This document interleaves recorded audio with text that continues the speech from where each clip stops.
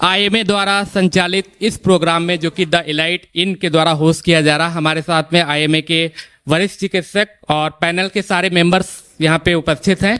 आप सभी का स्वागत करेंगे। द लॉर्ड शो की तरफ से डिजिटल प्लेटफॉर्म और आईएमए के द्वारा संचालित इस प्रोग्राम में हेल्थ अवेयरनेस कैंपेन जो कि 9 तारीख से 15 तारीख तक होता है, उसमें 12 तारीख की आज की जो डेट है वो सुनिश्चित की गई थी एक डिजिटल रिकॉर्डिंग के लिए, जिसमें हमारे साथ लगभग शहर के सारे वरिष्ठ डॉक्टर्स उपस्थित हैं। Doctor Sanjeev Bhalla sir, doctor Khare sir, Akhilesh Khare sir, doctor SP Verma sir, doctor Arvind Mishra sir, doctor NK Verma sir और डॉक्टर अर्पित सर। तो आप सभी का स्वागत है और इस प्रोग्राम को आगे बढ़ाएंगे। जैसे कि पहली 2 क्लिप से आप लोग समझ गए होंगे कि आज हम लोग बात करेंगे धड़कन की, दिल की और तुम्हारी। तुम दिल की धड़कन में रहते हो, इसी से अपनी इस प्रोग्राम को आगे बढ़ाएंगे। सबसे पहला क्वेश्चन रहेगा हमारा वो डॉक्टर अरविंद मिश्रा सर से है। तो डॉक्टर साहब, जो ऑडियंस ने बताया है, पूछने का जो विचार रखा है कि सर वास्तव में हार्ट फेलियर, अगर हम बात करें हार्ट फेलियर है क्या और ये क्या है, क्या एक आम भाषा में sir. Good morning everyone. Heart failure is a condition where heart can't pump blood to the body.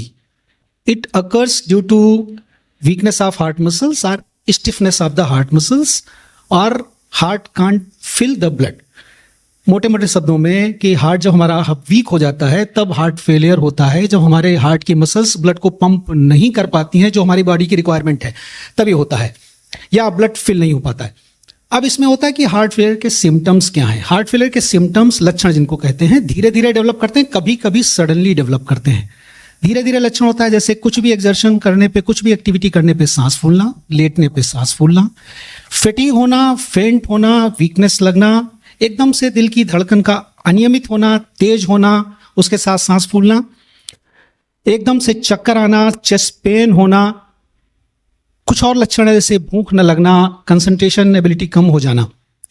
अब ये बात आती है कि हम इसको कैसे पहचाने जनरल पब्लिक के लिए, और हम कब डॉक्टर को अप्रोच करें, हम कब इमरजेंसी जाएं।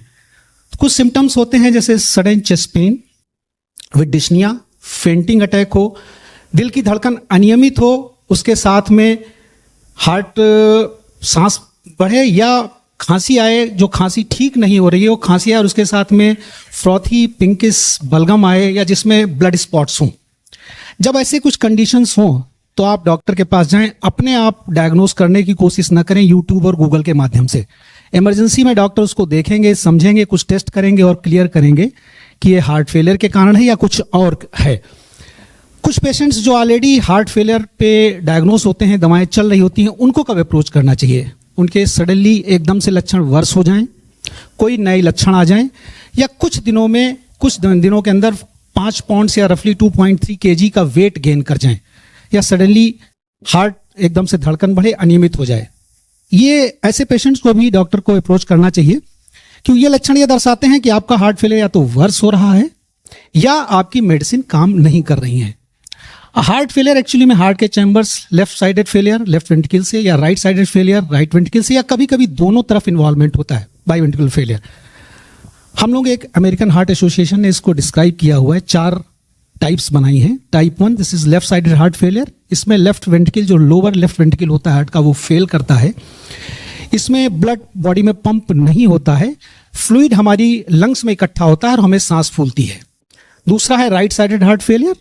इसमें राइट वेंट्रिकल इन्वॉल्व होता है, उसमें फ्लूइड हमारी बेली में, पैर में, एंकल में इन्वॉल्व होता है, सूजन आती है। तीसरी टाइप है type 3 heart failure with reduce ejection fraction. This is also known as systolic heart failure. इसमें हमारा हार्ट पूरा पंप नहीं कर पाता है और इसमें बेसिकली हार्ट मसल स्क्वीज नहीं कर पाती है, पूरा ब्लड नहीं दे पाती है। चौथी टाइप है heart failure with preserved ejection fraction. This is also known as diastolic heart failure. इसमें जो हमारा हार्ट की फीलिंग है वो प्रॉपर नहीं होती, हार्ट में ब्लड नहीं आता। जब ब्लड नहीं आता तो वो उसको पंप नहीं कर पाता है। एक और जो हम लोग फॉलो करते हैं, अक्सर आप लोगों ने प्रिस्क्रिप्शन में देखा होगा, न्यूयॉर्क हार्ट एसोसिएशन ने इसको क्लासीफाई किया है 4 पार्ट्स में, स्टेज 1, 2, 3। स्टेज 1 का मतलब होता है no symptoms of heart failure, कुछ नहीं है। स्टेज 2 कि आप अपनी डेली एक्टिविटीज कर सकते हैं, डेली एक्टिविटीज अपना जैसे अपना ब्रश करना, नहाना धोना, डेली एक्टिविटीज कर सकते हैं। तीसरी है कि आपको डेली एक्टिविटीज में भी सांस फूलती है। चौथा जो कि सबसे सीवियर है, डिस्निया इवन एट रेस्ट, यानी आप कुछ नहीं कर सकते हैं, ये सबसे सीवियर हार्ट फेलियर होता है और इसमें ट्रीटमेंट की जरूरत होती है। तो ये सब कॉजेज होते हैं सडन डेथ के। ये एक मोटा मोटी है हार्ट के बारे में, इसके आगे का हमारे कोलिग्स बताएं। हमें जो है हमें समझ में आया सर।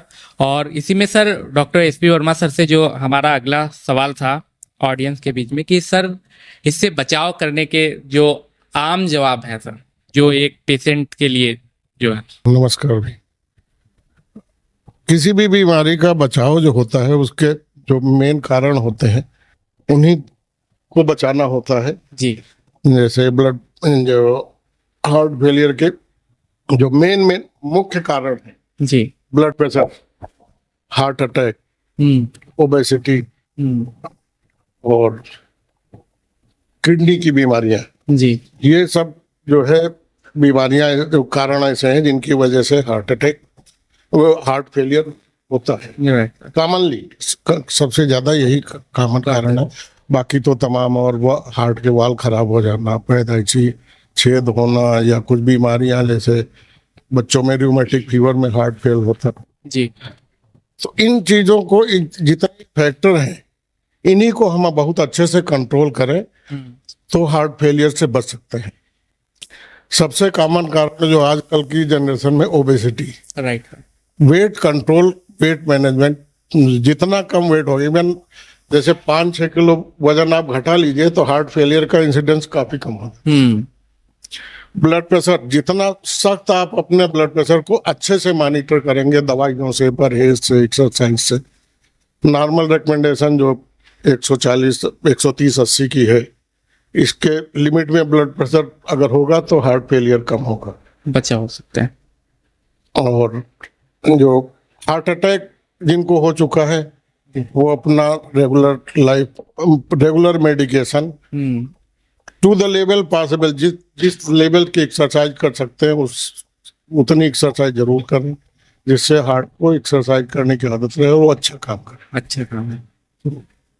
बाकी किडनी की बीमारियों में हार्ट फेलियर बहुत ज्यादा होता है तो उनमें प्रॉपर मेडिकेशन, पानी की मात्रा को नियंत्रित करना, बहुत ज्यादा पानी न पिए जिससे बॉडी में पानी का लोड बढ़ जाए, नमक की मात्रा बहुत कम रखें। यही इतने कारण हैं जिनको हम अच्छे से कंट्रोल कर सकते हैं और हार्ट फेलियर से बच सकते हैं। तो इसी में देखिए आपके द्वारा एक वर्ड बोला कि डायबिटीज, क्योंकि आप सभी लोग जानते हैं कि इंडिया धीरे धीरे क्या मतलब डायबिटीज हब बन ही गया है। तो हमारा अगला सवाल है डॉक्टर भल्ला सर से कि सर डायबिटीज और हार्ट फेलियर में जो ये सामंजस्य बैठ चुका है तो आप कैसे? Diabetes is not a disease, it is a metabolic disorder. जैसा कि बताया गया कि डायबिटीज और ब्लड प्रेशर कोई बीमारी होते हैं, ये कतई बीमारी नहीं है। ये बीमारियों को इनवाइट करते हैं, आमंत्रित करते हैं। उसमें सबसे बड़ी चीज़ है हार्ट की। हार्ट को फेलियर करने के लिए डायबिटीज कार्डियोमायोपैथी कराता है, हार्ट की मसल्स वीक कराता है, पंपिंग पावर उसकी वीक हो जाती है, उससे उसकी डिस्निया, एक्सर्शन पे एंजाइना ऑन एक्सर्शन, ये सब शुरू हो जाता है। कोरोनरीज आर्टरीज होती हैं।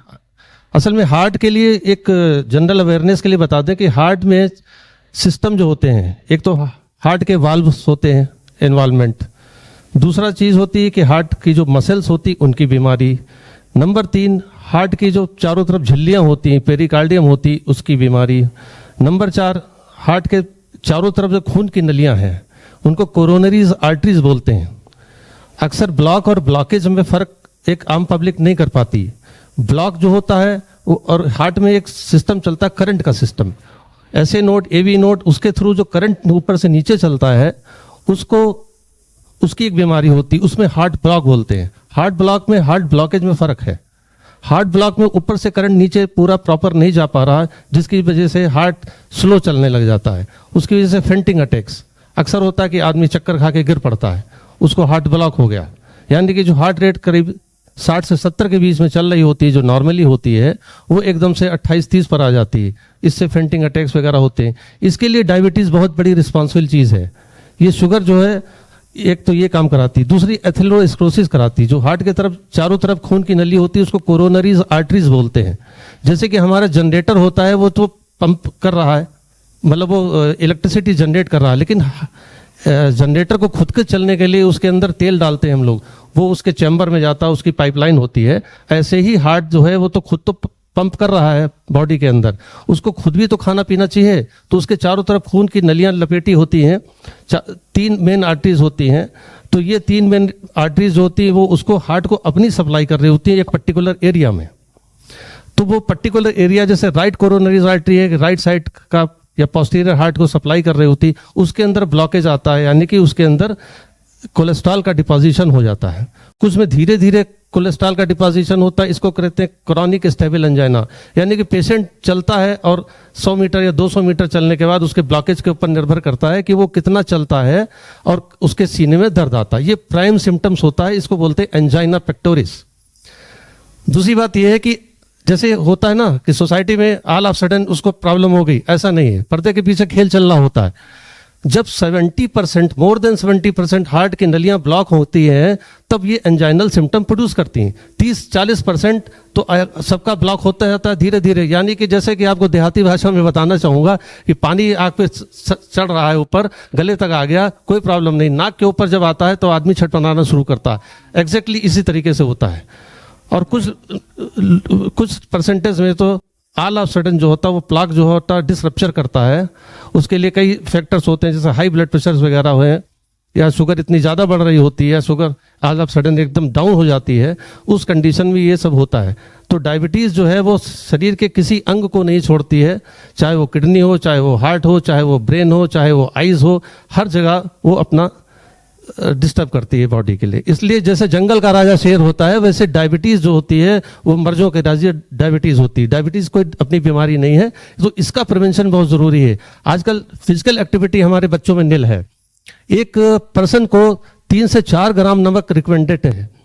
मतलब आप जो एक हिंदुस्तानी आदमी जो घरेलू घर का खाना खा रहा होता है उसके खाने में 9 से 10 ग्राम नमक जा रहा होता है, और बॉडी की जो रिक्वायरमेंट है वो 3 से 4 ग्राम है। अक्सर क्या होता है, फिजिशियन कह देते हैं हाई ब्लड प्रेशर हुआ, नमक बंद कर दो।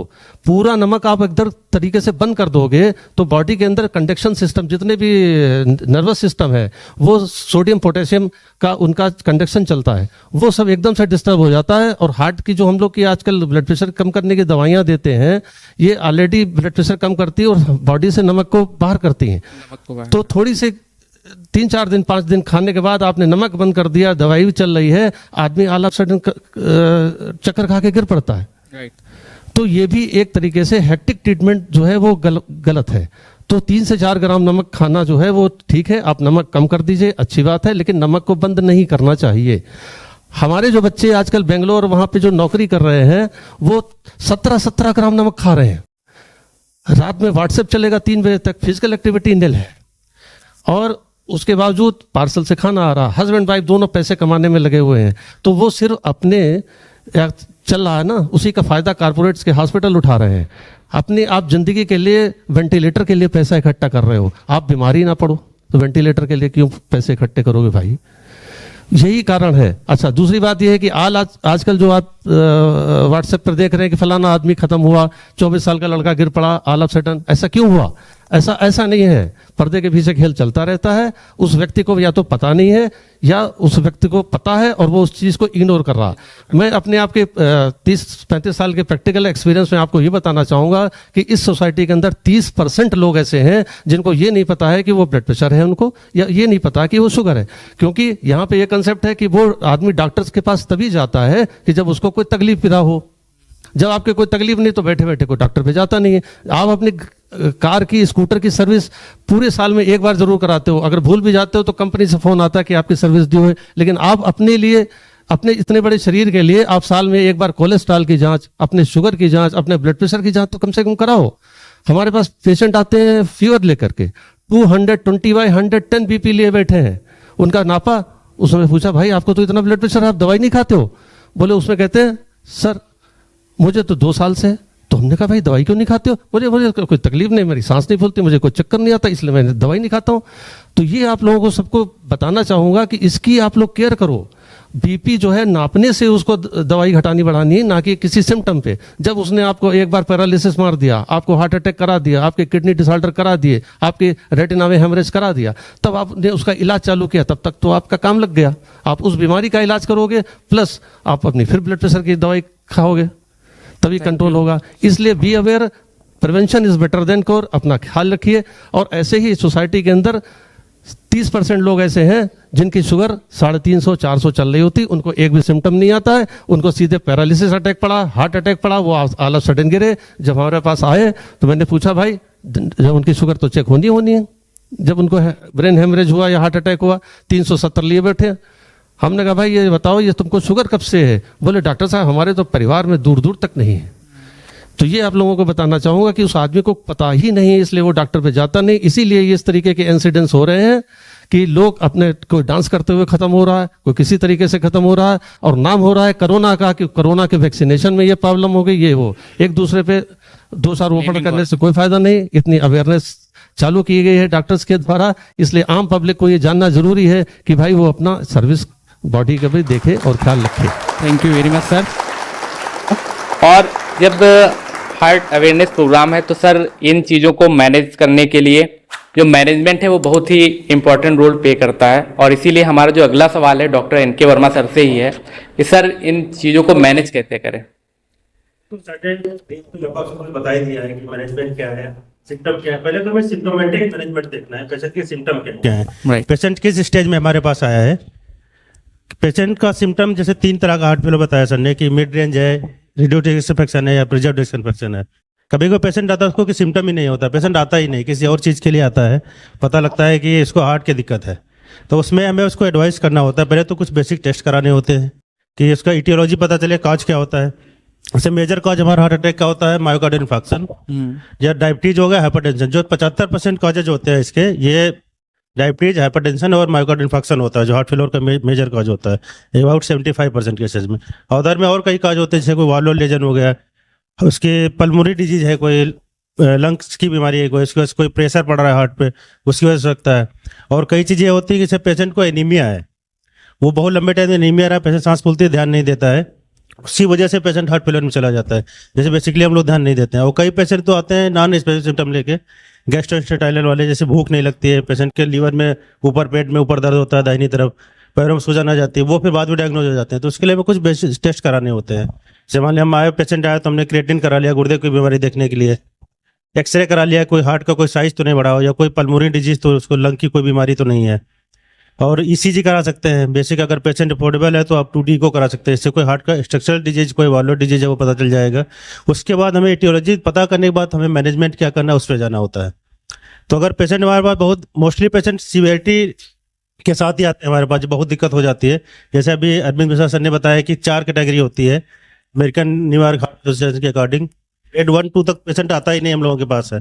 जब 3rd स्टेज होती है, जब नॉर्मल एक्टिविटी पे सांस फूलने लगती है पेशेंट की, तब हम लोगों के पास आता है।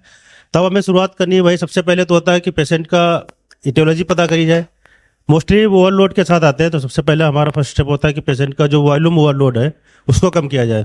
तो उसमें कुछ डाययूरेटिक, पेशाब बढ़ाने वाली दवाएं आती हैं, कुछ रिस्ट्रिक्शंस होते हैं, डाइटरी मॉडिफिकेशन करना होता है, लाइफ स्टाइल मॉडिफिकेशन है, वेट लॉस होता है।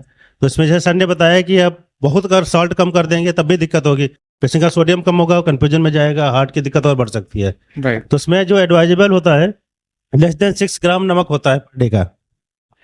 तो इसमें लेस देन 6 ग्राम पर डे वो टोटल होता है, आप सब मिला के खा रहे हैं, कोई चिप्स ले रहा है, कोई बर्गर ले रहा है, उसके साथ भी नमक जाता है, खाने में मिला के ले रहे हैं, तो मिला के सर ने बताया कि 17 ग्राम तक नमक ले रहे हैं, वो भी नुकसानदायक है। तो आप एक पूरा कैलकुलेट करिए 24 आवर्स में 6 ग्राम से नमक ज़्यादा नहीं जाना चाहिए। और हमें जो और मेन जो बताया सर ने कि डायबिटीज एक सिंड्रोम है, अगर डायबिटीज को मैनेज करेंगे तो आधी बीमारी तो आपकी ऐसे ही ठीक हो जाएगी। और जो और उसके सिम्टम्स हैं उसके हार्ट अटैक वाले, उनको मैनेज करने के लिए पहले तो हम पेशेंट को सिम्टोमेटिक रिलीफ दें, सांस फूले सबसे सांस का मैनेजमेंट करें। जैसे हमने बताया था अभी थोड़ी देर पहले कि पेशेंट पेरिफेरल से आता है, सांस की बीमारी लेके आता है, उसको सांस का ट्रीटमेंट चल रहा होता है, लंग्स वाला कि सांस फूल रही मरीज की, अस्थमा का ट्रीटमेंट चल रहा होता है, जबकि होता है उसको हार्ट की बीमारी है। तो उससे पेशेंट की कंडीशन और खराब होती जाती है। कुछ रेट बढ़ाने वाली दवाएं होती हैं, डेरिफाइलिन दिया जाता है, उससे पेशेंट की पल्स रेट बढ़ती है, पेशेंट को कंडीशन और खराब हो जाती है। तो जब यहाँ डायग्नोज है, सबसे पहले पेशेंट को सिम्टोमेटिक रिलीफ देना है, जो डाययूरेटिक होती हैं दवाएं उनसे, उसके बाद पेशेंट का रिदम कंट्रोल करना है, हार्ट रेट उसकी कंट्रोल करनी है, ब्लड प्रेशर कंट्रोल करना है। डायबिटीज का पेशेंट है तो उसकी शुगर मेंटेन करना है, रेगुलर एडवाइस देना है उसको, उसका वेट रिडक्शन, जैसा सर ने बताया कि वेट रिडक्शन का बहुत अच्छा इसमें रोल होता है। अभी एसपी वर्मा सर ने बताया कि अगर 9 kg वेट अगर कम करते हैं तो 6 mm सिस्टोलिक ब्लड प्रेशर कम होता है और 3 mm डायस्टोलिक ब्लड प्रेशर कम हो जाता है उसका। और बॉडी मास इंडेक्स जैसे हमारा होता है पेशेंट का लेस देन 25 रखना है, कि ओबेसिटी को कम कराना है, life style modification, proper exercise करानी है, और ये जो और अदर कंडीशन होती हैं लाइफ स्टाइल मॉडिफिकेशन, देर तक जगना, ये सब अवॉइड करना है, और स्पाइसी फूड अवॉइड करना है, ये सब चीज़ें होती है। बाकी अगर इसमें नहीं होता तो आप तुरंत अपने एक्सपर्ट को दिखाएं, अपने ट्रीटमेंट ना करें। जैसे कई लोग कई बार आप उसमें देखे होंगे कि गैस का दर्द था, गैस का दर्द करके 3 दिन बाद उसका पता चला वो आए दिखाने तो हार्ट अटैक निकला। अभी एक आप उसमें पढ़े होंगे न्यूज में कि 8 लाख का बिल बना दिया। वो गलत नहीं होगा, हो सकता है गलत हो, लेकिन मुझे नहीं लगता गलत होगा कि वो 128 रुपये में पेशेंट ठीक हो गए। ये भी एक बहुत बैड मैसेज जाता है समाज में। अगर आप ऐसी न्यूज़ चलाते हैं यूट्यूब पे या सोशल मीडिया पे कहीं डालते हैं तो उससे कई लोग फिर उसको अवॉइड करेंगे, नहीं तो गैस का ही दर्द है। गैस का दर्द एकदम अलग होता है, हार्ट अटैक एकदम अलग होता है। वैसे कोई भी उसके लिए एडवाइस नहीं करेगा, गैस के दर्द के लिए कोई स्टेंटिंग या एंजियोग्राफी के लिए एडवाइस नहीं करेगा। लेकिन पब्लिक ये समझती नहीं आ रही तो डॉक्टर कहीं ऐसा तो नहीं कि अपना बिल बनाने के लिए गैस के लिए उसका एंजियोप्लास्टी कर दे रहा हो अपने बिल बनाने के लिए। तो एक ये भी संदेश आना चाहिए कि हर दर्द सीने का होता है, गैस का नहीं होता है। हाँ। इसमें कई केस हम लोग क्लिनिकल प्रैक्टिस में देखते हैं, अक्सर पेशेंट गैस की दवा 3 दिन से खाता है, 4 दिन से खा रहा है, जब नहीं आराम मिलता तब आता है तो उसकी कंडीशन इतनी बिगड़ चुकी होती है, वो इंडो पीरियड से बाहर जा चुका होता है, उसमें हम लोग कुछ कर नहीं सकते। फिर वही स्टेबलाइजेशन की दवाएं दी जाती है कि उससे स्टेबल रहे। Thank you very much sir. ये आपने बहुत अच्छी बात कही कि हर सीने का दर्द गैस का दर्द नहीं है, कुछ और भी हो सकता है। हार्ट फेलियर जो हो गया तो हो ही जाता है, आदमी इलाज करता है, लेकिन ये होता है कि हम कैसे बचा सकते हैं। राइट। बड़ी अहम चीज है, सबसे बड़ी अहम चीज है smoking, tobacco and alcohol.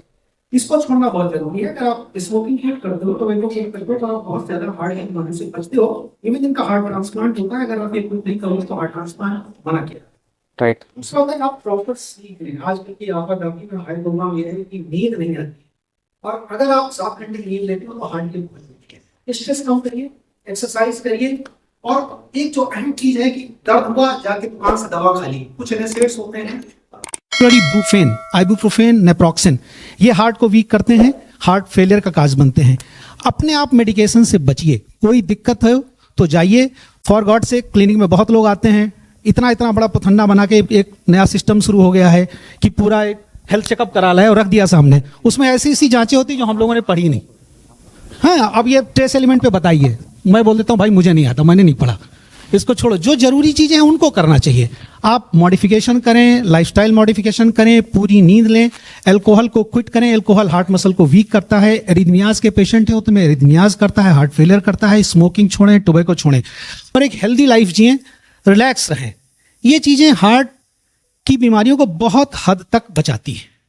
Thank you. जैसा कि डॉक्टर अरविंद ने बताया गैस वाली बात, तो मैं अपना प्रैक्टिकल एक्सपीरियंस आप लोगों को शेयर करना चाहूँगा कि जितने भी लोग हैं 80% लोग जो हार्ट की प्रॉब्लम्स आती हैं उनमें उनको गैस ही लगती है कि मेरे गैस चढ़ रहा है, और वो गैस एज सच होता है वो हार्ट अटैक या इस एंजाइना का सिम्टम्स होता है, और उसको वो इग्नोर करके गैस की दवाइयाँ खाते हैं और अपना डॉक्टर को नहीं दिखा पाते। उसमें काफ़ी लोग गड़बड़ करते हैं। दूसरी चीज़, हार्ट का जो पेन होता है कि अगर वो लेफ्ट साइड में है तो एक आम पब्लिक समझती है कि मुझे लेफ्ट साइड में पेन हो रहा है कि ये हार्ट का पेन है।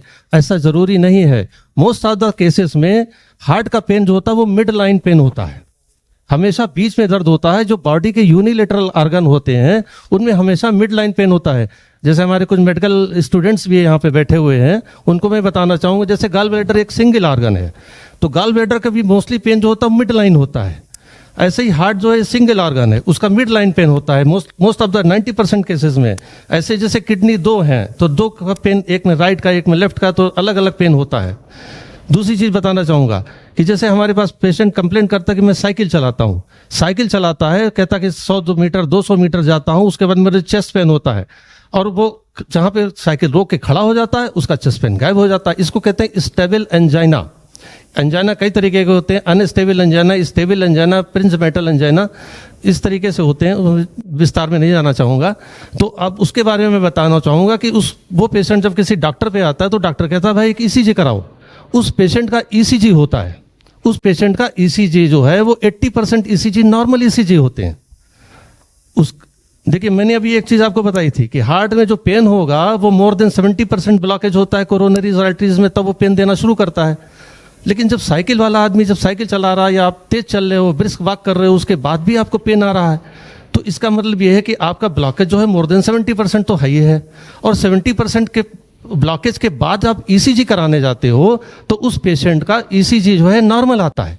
यही मैं बताना चाहूँगा कि ईसीजी जो है मतलब जितनी भी डायग्नोस्टिक्स आपके टेस्ट हैं वो अपने आप में 100% ऑथेंटिक टेस्ट नहीं है।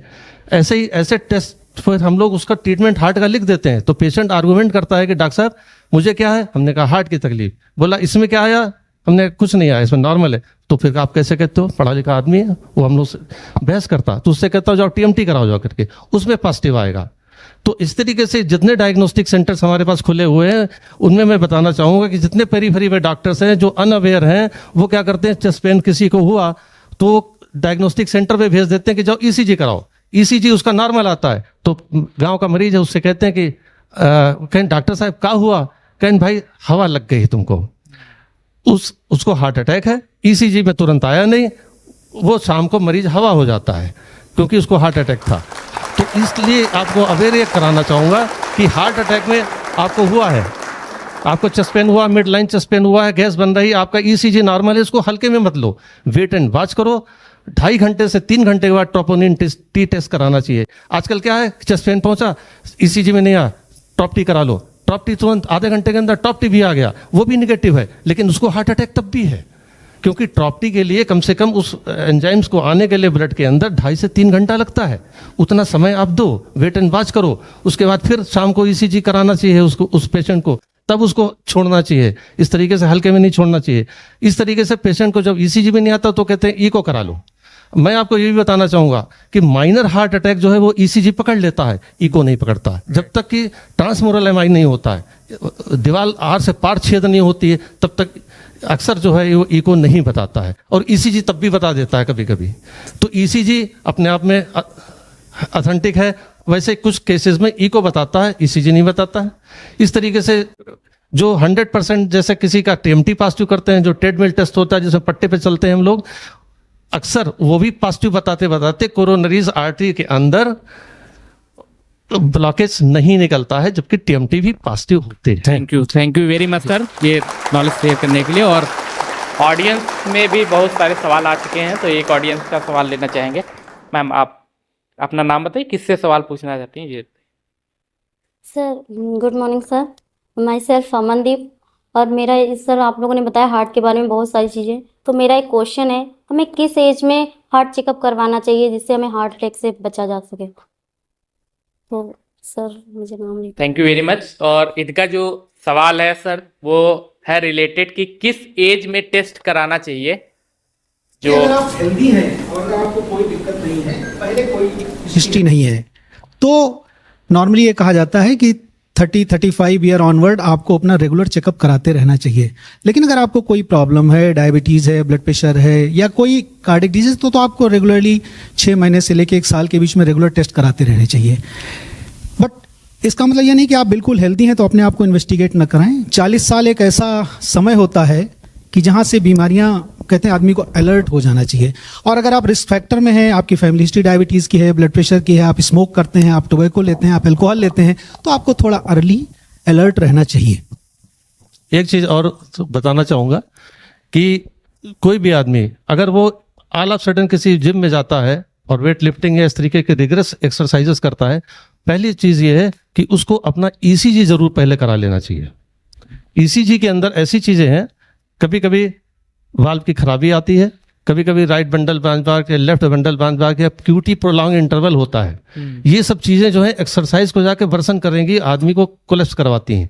इसलिए एक बेस लाइन ईसीजी हर आदमी का जरूर होना चाहिए, जरूर होना चाहिए ईसीजी। और इसी में जो अगला सवाल है वो डॉक्टर मनोज शर्मा सर का ही है, इसी रिदम में। Sir please. बहुत बहुत धन्यवाद सर।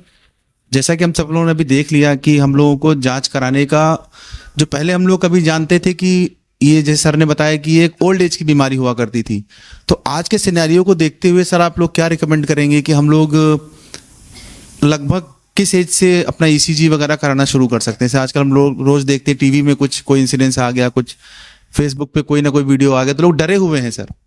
तो डर को कैसे खत्म किया जाए सर? डॉक्टर अर्पित वर्मा बताएं सर।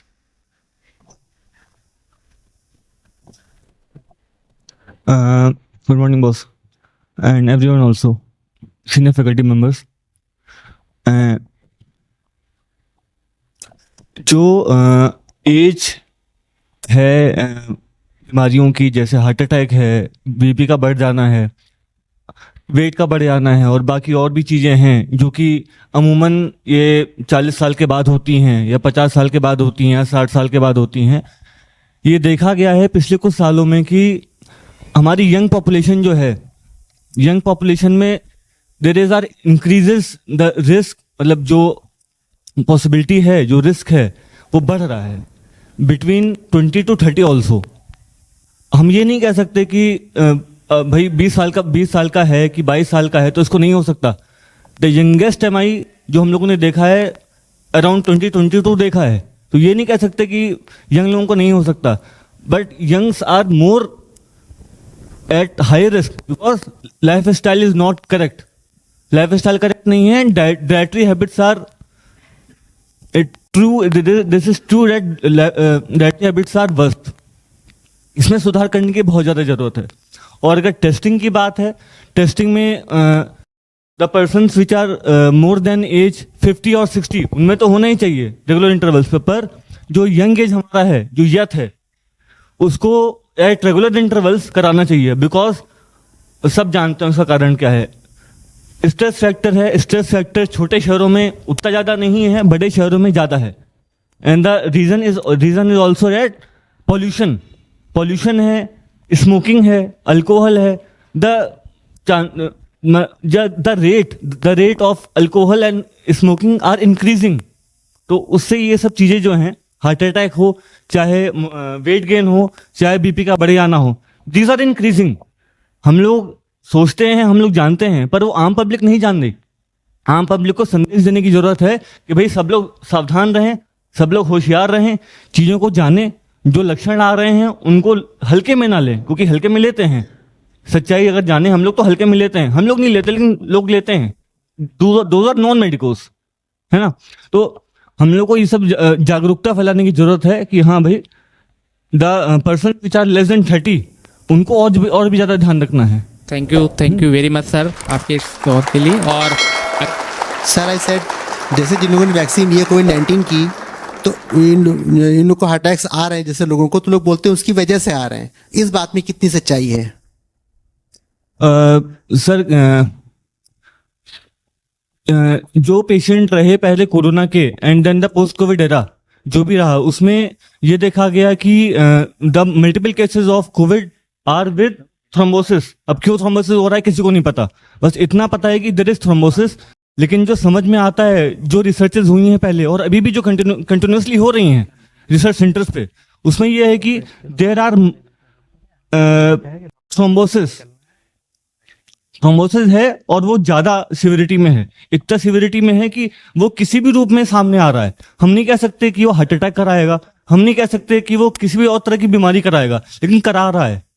वो थ्रोम्बोसिस में थ्रोम्बोसिस ही हो रहा है, और उसमें जो हमारा डी डाइमर बढ़ा हुआ आता है, that is also part of thrombosis. तभी हम लोग कराते हैं डी डाइमर, वो एक्सट्रीमली बढ़ा हुआ आता है। वो क्यों आता है? क्योंकि एक्चुअली में there is a worse thrombosis, ज्यादा थ्रोम्बोसिस होती है, ब्लड क्लॉट ज्यादा होते हैं, उसकी वजह से बहुत सारी बीमारियां होती हैं, that included heart attack also, है ना।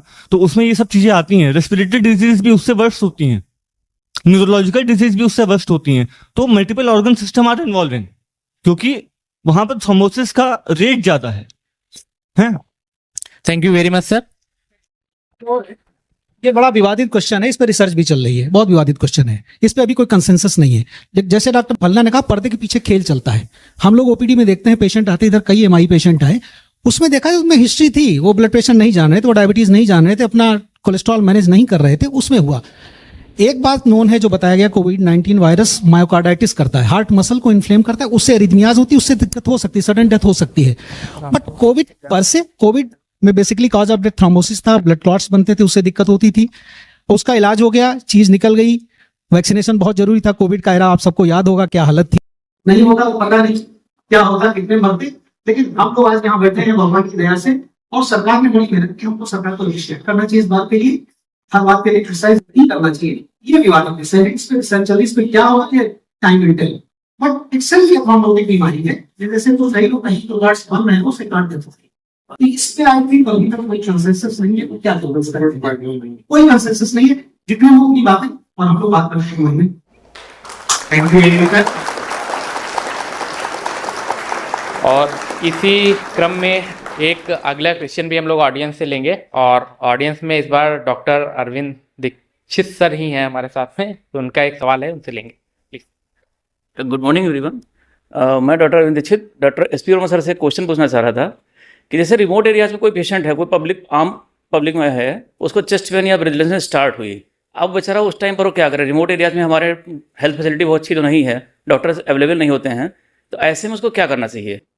जो अर्लीस्ट चीज है, जो हार्ट अटैक में सबसे ज्यादा इफेक्टिव है, अगर मरीज को तकलीफ ऐसी लगती है कि हार्ट अटैक से संबंधित है, तो एक सबसे साधारण गोली आती है एस्पिरिन की, 350 mg की एक गोली खा ले और जल्दी से जल्दी डॉक्टर को अप्रोच करे।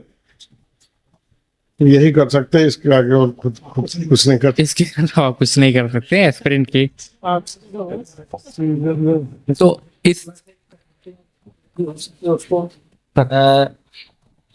अगर फिजिकल एक्टिविटी थोड़ा सा रोक करके जैसे खांसना चालू कर दे, जितनी तेज हो सके इस तरह से करना चालू कर दे, जिससे कि हार्ट जो है अगर रुक रहा होगा तो उसका थोड़ा सा टाइम मिल जाएगा। बस ये तो बहुत ज़रूरी होता है। जहाँ तक अगर रिमोट एरिया में है, डिस्प्रिन खा लीजिए, और खांसना जितनी ज़्यादा खांसी कर सकते हैं आप पेशेंट को डॉक्टर तक पहुँचने के लिए, उतना आपको करना ही चाहिए। उससे आपको थोड़ा सा ही हो सकता है कि हार्ट चलता रहे। Thank you very much sir, ये अवेयरनेस देने के लिए। और इसी में एक ऑडियंस से और सवाल है हमारे बीच में, प्लीज आप बताइए, अपना नाम बताइए।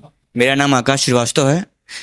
जैसा कि हम सभी जानते हैं, पहले के समय में हम 100 में से 1 या 2 लोगों को हार्ट अटैक की समस्या होती थी, ठीक है। लेकिन अब हमारे यंगर्स में मान लीजिए 20 से 30 की एज में ज़्यादातर हार्ट अटैक्स हो रहे हैं। अच्छा, ऐसा क्यों है? सीनियर्स में ऐसा तो नहीं है, हमारे यंगर्स में ऐसा क्यों है? मतलब हमारे रूटीन में कहीं पे कोई समस्या आ रही है, या हमारे खान पान में, या हमारी लाइफस्टाइल में, कहाँ पे किस?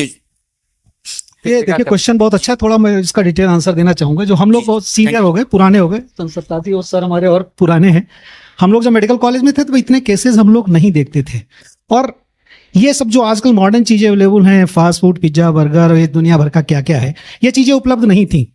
मेहनत से खाते थे, मेस का खाते थे, गाड़ियां नहीं थी, पैदल चलते थे, साइकिल से चलते थे, एक्सर्शन करते थे, फिजिकल करते थे, गेम्स खेलते थे। अब वो मोबाइल में रहते हैं। चीजें बदल गई हैं, चीजें जिम है, जिम आ गया। जिम में आप जाएंगे, सबसे पहले आपको बड़ा डिब्बा थमा देंगे, ये प्रोटीन पाउडर लीजिए, इसको लीजिए, जिम करिए, मसल्स बनाइए, जाइए स्मोक करिए, दारू पीजिए, रात भर जगिए, मोबाइल चलाइए, सोइए नहीं, 4-5 घंटे की नींद लीजिए, और पैसा जल्दी चाहिए, हमें जल्दी पैसा चाहिए, जल्दी अमीर बनना है। स्ट्रेस लीजिए, न्यूक्लियर फैमिलीज हो गई, रिलेशंस टूट गए, ये सब चीजें मिल के कर रही हैं। सोसाइटी का जो डिग्रेडेशन हो रहा है, समाज का जो डिग्रेडेशन है, ये सब चीजें हो रही। यंग में ये चीजें ज्यादा हो रही, क्योंकि यंग इन सबसे ज्यादा इफेक्टेड है। हम लोग उस वक्त शायद इतने केसेस नहीं देखते थे सर, जो अब देख रहे हैं। इज स्टीप राइज, और अगर ये ऐसे ही चलेगा तो ये बहुत बढ़ेगा। और जब बढ़ेगा, सरकार या समाज को खुद ही करना है। सरकार अवेयर कर सकती है, लेकिन खुद ही करना पड़ेगा, हमको करना पड़ेगा। स्मोकिंग छोड़ना पड़ेगा, टोबैको छोड़ना पड़ेगा, स्ट्रेस छोड़ना पड़ेगा, रिलैक्स चलना पड़ेगा, 7 घंटे की नींद लेनी पड़ेगी। ये बहुत ही जरूरी है। ये सब कुछ तभी है जब आप हो, जब आप नहीं हो तो सब रखा रह जाएगा। रिलैक्स रहिए, मस्त रहिए, प्रसन्न रहिए, खुश रहिए, नॉर्मल खाइए पीजिए, घर की ताजी बनी चीजें खाइए, खूब पानी पीजिए, फल खाइए, अच्छी डाइट लीजिए, होल ग्रेन की तरफ जाइए। ये सब बहुत अच्छी चीजें हैं, इन्हीं से हम लोग बच सकते हैं। Thank you very much sir. एक जैसे कहा कि मैं भी मेडिकल कॉलेज जब पढ़ता था, तो यदि कोई हार्ट अटैक का मरीज आता था, तो एक दूसरे को कन्वे होता था, कहते जाके इसके ले लो, और जो हार्ट वाले डॉक्टर थे हमारे, जो डॉक्टर चटर्जी थे, उन्होंने हार्ट हाउस करके अपनी क्लिनिक का नाम रखा था। अब वो 15-20 मरीज देखते थे और एक जब मशीन लेके एक उनके संग जेआर वगैरह चलता था, वो किसी सेठ के पास जाते थे तो उनका हुआ घर भर का होता था। तो उस जमाने में वो एक विजिट में 10 से 15 हजार रुपये लेके आते थे और अपने जूनियर को 500-600 रुपये दे देते थे। मगर इसी क्रम में जो इन्होंने कहा कि आज लखीमपुर ऐसे छोटी जगह पे आप कितने हेल्थ वेलनेस सेंटर खुले हुए हैं और उस पे 20 साल से लेके और 30 साल के इतने बच्चे बॉडी बनाने नजर आएंगे, उस बॉडी का इस्तेमाल वो कहाँ कर रहे हैं भगवान जाने। वो पैसे भी दे रहे हैं और अपना माने स्वास्थ्य भी खराब कर रहे हैं। हमारे समय में कहीं भी आप लखीमपुर के यदि पीछे देख लीजिए, 20 साल पहले एक भी वेलनेस सेंटर नहीं होगा, कहीं कोई बॉडी नहीं, लोग दौड़, जितने लोग यदि हैं, यदि वो फील्ड में 4 चक्कर लगा लें, बैठे बॉडी बनाएंगे। उसके बाद हमने खुद देखा, हम खुद भी गए हैं कि जरा देखें क्या होता है, पैसे भी जमा किए, गए नहीं। तो आप उसके बाद चना खा रहे हैं, अब ये खा रहे हैं, पूरा खाया पिया मस्त होके बोले खाया, कहीं बॉडी फुलाव कितनी हुई। वो किसी को दिखाने के लिए अट्रैक्शन के एक समाज में ये फैल गया। ये बहुत गलत है कि जिसने बॉडी बनाई वो एक्टिव नहीं है। एक्टिव एक्सरसाइज वो होगा जो आप रन करेंगे, आप चलेंगे, वो एक्टिव है। आप बैठे बैठे वो बंद में कमरे में ऑक्सीजन नहीं आ रही है, पूरा एफर्ट अपना लगा रहे हैं, ये सबसे मुख्य कारण है और ये पूरे समाज में फैल चुका है। लखीमपुर नहीं, लखनऊ लीजिए, किसी भी बड़े बड़े शहर में जिम के अलग अलग है, लेडीज भी जिम कर रही है, वेट कम हो रहा है। वेट कम क्या हो रहा है? जिम से कभी वेट कम नहीं होता, कोई कर ही नहीं सकता। तो ये बहुत बड़ा फैक्टर है जो डॉक्टर मिश्रा ने बताया। एक इसमें और जोड़ना चाहेंगे सर कि आजकल जितने भी युवा यंग बच्चे आते हैं वो जिम करने जाते हैं और उसके साथ साथ में अब कहीं बहुत दुबले हैं, अब हम थोड़ा सा मोटा होना चाहते हैं। और जितने भी जिम वाले हैं जो पाउडर देते हैं उसमें कहीं ना कहीं स्टेरॉइड जरूर मिला देते हैं। और जो दुबले पतले बच्चे हैं उनको भी सलाह दे देते हैं कि स्टेरॉइड खाओ। एक बच्चा आपको मिलेगा, वो लगेगा कि वो जो है अभी बहुत दुबला हुआ, तो 3 महीने बाद देखेंगे एकदम फूल जाएगा, वो लगेगा बहुत मोटा हो गया। तो ये भी एक कारण है हार्ट अटैक होने का, क्योंकि इतना ज़्यादा स्टेरॉइड उसको यूज करा दिया गया है। और जितने जिम खुले हैं, मेरे को लगता है जितने जिम, सारे जिम वाले पाउडर जरूर देते हैं और हर पाउडर में स्टेरॉइड मिला ही होता है, क्योंकि मसल्स जो बनती है बगैर स्टेरॉइड के बन नहीं पाती है। तो स्टेरॉइड मिला है, इसका मतलब समझ लीजिए आपके हार्ट पे अटैक करेगा वो। तो इसलिए मैं तो यही सलाह दूंगा जिम वाले और या कहीं भी स्टेरॉइड का जो बच्चे हैं स्टेरॉइड का लेना बंद करें और जिम का जो पाउडर आता है उसको तो लेना बिल्कुल बंद करें। Thank you very much sir. और इसी में एक सर अगला जो सवाल था कि हार्ट ट्रांसप्लांट क्या है। हार्ट ट्रांसप्लांट अगर आम भाषा में लोग जानना चाहें तो उसके लिए 2 मिनट, इसके बाद हम डॉक्टर अखिलेश वर्मा सर से क्वेश्चन लेंगे। इससे पहले हार्ट ट्रांसप्लांट के बारे में जानना चाहें।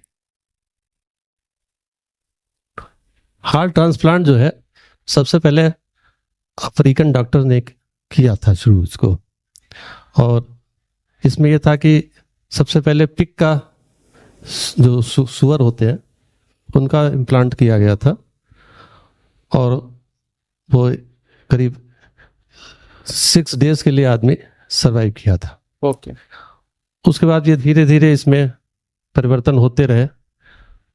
तो अब ये है कि हार्ट जब देख लिया गया कि पूरी तरीके से फेल में है, तो दूसरा किसी व्यक्ति का जैसे ब्रेन डेड हो जाता है और उसके बाकी सारे सिस्टम सही चल रहे होते हैं, तो उसका हार्ट और जिसको लगना होता है उसका मैच कराया जाता है कि ये इसको लग सकता कि नहीं। काफ़ी खर्चा आता है इसके लिए, बहुत से ज़्यादा कई मशीनें और सबकी ज़रूरत पड़ती है, स्किल्स की ज़रूरत है, ट्रेनिंग की ज़रूरत होती है। अब धीरे धीरे ये अवेयरनेस बढ़ती जा रही है कंट्रीज़ के अंदर, लेकिन अभी बहुत ज़्यादा फ्रिक्वेंटली इस तरीके से नहीं होता है। Thank you very much sir इस पर प्रकाश डालने के लिए। और अगला जो सवाल है हमारे बीच में डॉक्टर अखिलेश वर्मा सर का है। सर नमस्ते सर, मेरा बहुत हल्का फुल्का सवाल है हमारे एक्सपर्ट से ये वैलेंटाइन वीक चल रहा है, इसे दिल का महीना कहते हैं। जब लोग कहते हैं कि मेरा दिल टूट गया, ब्रेकअप हो गया, क्या इमोशंस का हार्ट फेल से कोई संबंध है? बिल्कुल। क्योंकि हमारे यंगस्टर्स आए हुए हैं, यंगस्टर्स इन सब घटनाओं से गुजरते हैं, रोज नई नई घटनाएं आती हैं। तो जरा यंगस्टर्स को जरा मार्गदर्शन करें कि दिल टूटने से क्या दिल का फेल होने का सवाल है कुछ? सर मोस्ट कॉमन का तो स्ट्रेस ही होता है किसी भी डिजीज का, चाहे डायबिटीज हो चाहे हार्ट डिजीज हो। अगर आप स्ट्रेस रहेंगे तो स्ट्रेस हार्मोन निकलेंगे, कॉर्टिसोल है, एपिनेफ्रिन है, ये सब अल्टीमेटली बीपी बढ़ाएंगे, मायोकार्डियम डिस्टर्ब करेंगे, जाके ब्रेन को डिस्टर्ब करेंगे, उससे और वर्जनिंग होगी कंडीशन। तो सर कोई भी कंडीशन स्ट्रेस, कोई कंडीशन, जैसे एक कहावत कही जाती है, हरी वरी एंड करी, तीन चीजें अवॉइड कर दीजिए, आधी बीमारी आपकी खुद ठीक हो जाएगी। हरी मतलब बहुत जल्दी मत करिए कहीं का, वरी मतलब जो आपने बताया स्ट्रेस की टेंशन मत लीजिए किसी चीज का, करी मतलब आप स्पाइसी फूड, बाहर की चीजें, जंक फूड से अवॉइड कर दीजिए, तो आधी बीमारी आपको ऐसे ठीक हो जाएगी। तो स्ट्रेस का तो स्ट्रांग रिलेशन सर हर डिजीज से होता है, वो चाहे किसी भी ऑर्गन की डिजीज हो, स्पेशली हार्ट के लिए बहुत ही नुकसानदायक होता है। तो ये तो हर आदमी को पता होना चाहिए, और इसके लिए मैनेजमेंट के लिए हमें थोड़ा सा meditation, stress avoid, life style modification, ये सब करना चाहिए। स्ट्रेस सबसे बड़ी बीमारी है, ऐसा देखा जाए तो किसी भी चीज के लिए। स्ट्रेस के लिए हम लोग जो है पेरेंट्स, बीइंग पेरेंट्स, खुद भी रिस्पॉन्सिबल हैं। आप देखिए कि 2.5-3 साल का बच्चा है, उसको इतना बड़ा बस्ता लदवा करके स्कूल भेजते हैं और पढ़ाई पढ़ाई पढ़ाई करो, तो ये इसको स्ट्रेस हम लोग खुद ही वहीं से शुरुआत हो जाती है स्ट्रेस की। तो स्ट्रेस जो है वो तो हम लोग ने उसको खुद ही दिया हुआ है आगे के लिए। स्ट्रेस दे दिया गया, इसीलिए एक शायर ने कहा है कि तेरा प्यार दिल में समाया ना होता तो दिल अपना होके पराया ना होता। और इसी क्रम में ही सर का सवाल था कि जो लाइफ स्टाइल, जो यंग लोग हैं, जो रिलेशनशिप से लेके है, कि उस तरीके से इफ़ेक्ट्स जो हार्ट पे पड़ता है, वही सवाल था सर का कि हार्ट पे जो रिलेशनशिप का इफेक्ट पड़ता है उसको कैसे ट्रीट करना है। इसलिए सर आपसे चाहेंगे कि इस पे जवाब दीजिए डॉक्टर से सर। देखिए, पुरानी कहावत है कि चिंता जो है चिता से बड़ी है, तो चिंता से ही हर चीज हो रही है। अभी आप रिसेंटली इधर देख लीजिए कि कितने यंग एक्टर्स जो है जिम में कोलैप्स कर गए। ऐसा नहीं कि उनकी लाइफ सेडेंटरी थी, बहुत अच्छी लाइफस्टाइल जी रहे थे, बहुत अच्छी एक्सरसाइजेस कर रहे थे, हेल्दी, उनके पास बेहतर से बेहतर ट्रेनर्स हैं, बेहतर से बेहतर डाइटिशियंस हैं, अच्छा हेल्दी खा रहे थे। लेकिन जो स्ट्रेस है ना, वही एक फैक्टर था कि उनको बहुत जल्दी है। कोई अभी उनका एक शूट है तो उसके लिए उन्होंने बॉडी बनानी है, डिहाइड्रेशन, बहुत ज्यादा डाययूरेटिक्स का यूज करते हैं कि जल्दी जल्दी डिहाइड्रेट रहे, बहुत अच्छी फोटो शूट रहे। तो ये जो स्ट्रेस है ना, ये कि आपको एक चीज अचीव करनी है और उसका एक टाइम पीरियड सेट कर देते हैं। अभी कल या परसों में या 2-3 दिन पहले एक लड़की कोलैप्स करी है एक फंक्शन में। 19 साल की लड़की थी या 22 साल की लड़की थी, और डांस करते करते वो ऑन स्टेज कोलैप्स कर गई। तो वो भी एक तरह से स्ट्रेस है कि हमें परफॉर्म करना है, रात भर प्रैक्टिस करनी है। तो ये स्ट्रेस है ना, ये किसी उम्र से रिलेटेड नहीं है, वो हर उम्र के हर एक स्ट्रेस का हर एक एज फैक्टर्स पे अलग अलग असर आ रहा है। तो ये स्ट्रेस का तो है ही कि हर चीज को ना एक हार्ट को ना एक रिदम के लिए, हम लोग जो बोलते हैं ना 60 से 100 के बीच में रहना चाहिए। तो वो हम जितना भी पुश करेंगे, जितना एक्स्ट्रा पुश करेंगे, उतना ज्यादा टैकीकार्डिया होगा, टैकीकार्डिया इंड्यूस कार्डियोमायोपैथी होगी। और अल्टीमेटली कोई मॉनिटर तो पूरे टाइम लगा नहीं कि हमारे पास पूरे टाइम एक वीडियो चल रहा है और जिसमें हमें पता चल रहा है कि हार्ट का क्या स्ट्रेस चल रहा है, क्या मॉनिटर चल रहा है, क्या प्रॉब्लम चल रहा है। तो ये चीजें पे हमें फोकस रहना चाहिए कि एक हेल्दी, एक बहुत ज्यादा स्ट्रेस ना ले, हर चीज को एक सर्टेन टाइम दे, और हर चीज स्लो ही अच्छी रहती है। धीरे धीरे एक अचीव करे अपना गोल, तो एक टारगेट अचीव ना करे किसी भी चीज को पाने के लिए।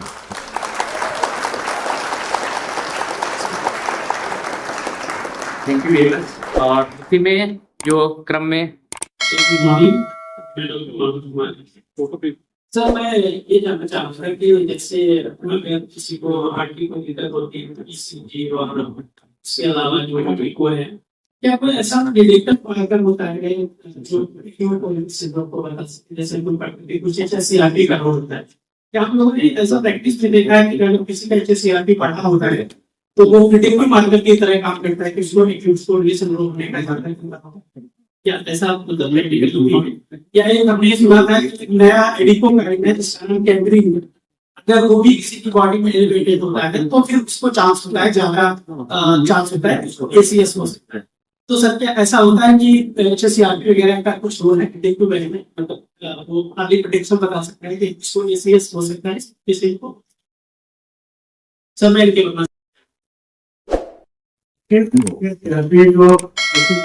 किसी भी स्ट्रेस कंडीशन बढ़ सकती है, कोई इन्फ्लेमेशन बॉडी में है तो बढ़ सकती है, वो अल्टीमेटली हो सकता है मायोकार्डियम को डैमेज करे तो हो सकता है, लेकिन कोई डेफिनेट किसी बुक में ऐसा कोई मेंशन नहीं है किसी स्टैंडर्ड बुक में कि HSCRP करा के आप हार्ट अटैक को अवॉइड कर सकते हैं। पहले जैसे कुछ कंडीशन होती है, अभी हम लोग जो मेन टॉपिक आज का हार्ट फेलियर था, तो हार्ट फेलियर के पेशेंट पड़े रहते हैं, उनको पता नहीं चलता है, लेकिन उससे कुछ टेस्ट होते हैं कि आप जो प्रिजर्व रिजेक्शन फ्रैक्शन वाले होते हैं 50% जो ऊपर वाले, उनमें कुछ टेस्ट है जो आप पता कर सकते हैं इसको हार्ट फेलियर है कि नहीं है। लेकिन आप ऐसा कोई अभी डेफिनेट टेस्ट ऐसा तो हम लोगों की इसमें जानकारी में नहीं है कि आप उसको करा के आप जान जाएं कि आपको इतने साल बाद हार्ट अटैक पड़ेगा या कुछ होगा ऐसा। अब ACS अगर होगा तो उसमें तो कई टेस्ट होते हैं, तो ट्रोपाई ट्रोपोनिन T ये सब कुछ कई टेस्ट CP के MBA सब होते हैं, लेकिन ऐसा पहले से कोई ऐसा कोई अभी किसी स्टैंडर्ड बुक में मेंशन नहीं है जो हम लोगों ने पढ़ी है अभी कि आप HSCRP करा के आप समझ सकते हैं कि आपको हार्ट अटैक पड़ेगा। वो तो किसी भी कंडीशन में बढ़ेगा, वो किसी भी ऑर्गन को डैमेज कर सकता है। अगर परसेंटेज एलिवेटेड है तो आपको हार्ट को डैमेज कर सकता है, किडनी को डैमेज कर सकता है, ब्रेन को डैमेज कर सकता है, वो तो एक मार्कर हो गया वो, लेकिन उसका डायरेक्टली कोई ऐसे हार्ट से लिंक नहीं है अभी। Thank you sir. और इसी में अगला मेरा नाम यश श्रीवास्तव है और मैं सबसे राय करना चाहता हूँ जो लोग होते हैं उनको हार्ट्स में हल्का सा दर्द परमानेंट बनाया था, लोग काफी जान नहीं पाते हैं, उन्हें क्या जरूरी वो प्रिकॉशंस है जो लेनी चाहिए या कौन सी ऐसी जांच है जो करानी चाहिए जिससे पता चल सके उनको क्या दिक्कतें क्या नहीं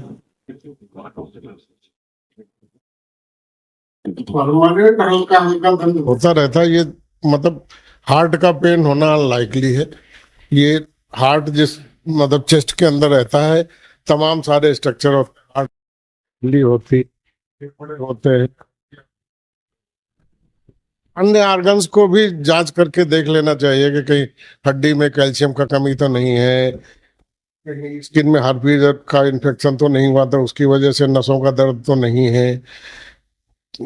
तो यही सब कारण है जो हम लोग देख सकते हैं जांच करके। हाँ, और हर चेस्ट मतलब सीने का दर्द हार्ट अटैक नहीं होता, और जैसा आप बोले कि परमानेंट हल्का हल्का रहता है, तो वो हार्ट का दर्द तो अनलाइकली, मोस्ट अनलाइकली होना ही नहीं। हार्ट अटैक में जैसे किसी को सीवियर चेस्ट पेन हुआ और स्वेटिंग हुई, उसके साथ मिड लाइन चेस्ट पेन हुआ, कभी कभी राइट आर्म या लेफ्ट आर्म इसमें रिफर्ड होता है, लोअर जॉ में भी, इवन नेक में रिफर होता है।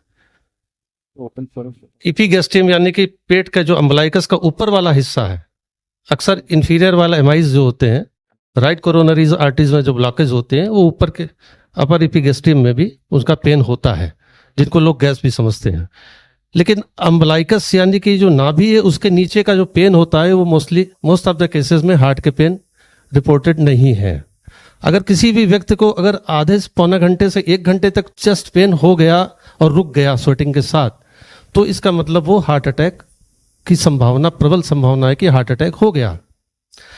अक्सर क्या होता है, हार्ट अटैक होने के बाद अगर वो पेन उसका 1-2 महीने तक परसिस्ट कर रहा है, तो ऐसा नहीं कि हार्ट अटैक का पेन जो है 1-2 महीने तक परसिस्ट कर रहा हो, अल्टिल अनलेस कि वो जांच के लिए जा ही ना रहा हो, बराबर बॉडी उसकी रेजिस्ट कर रही हो, इस तरीके से होता है।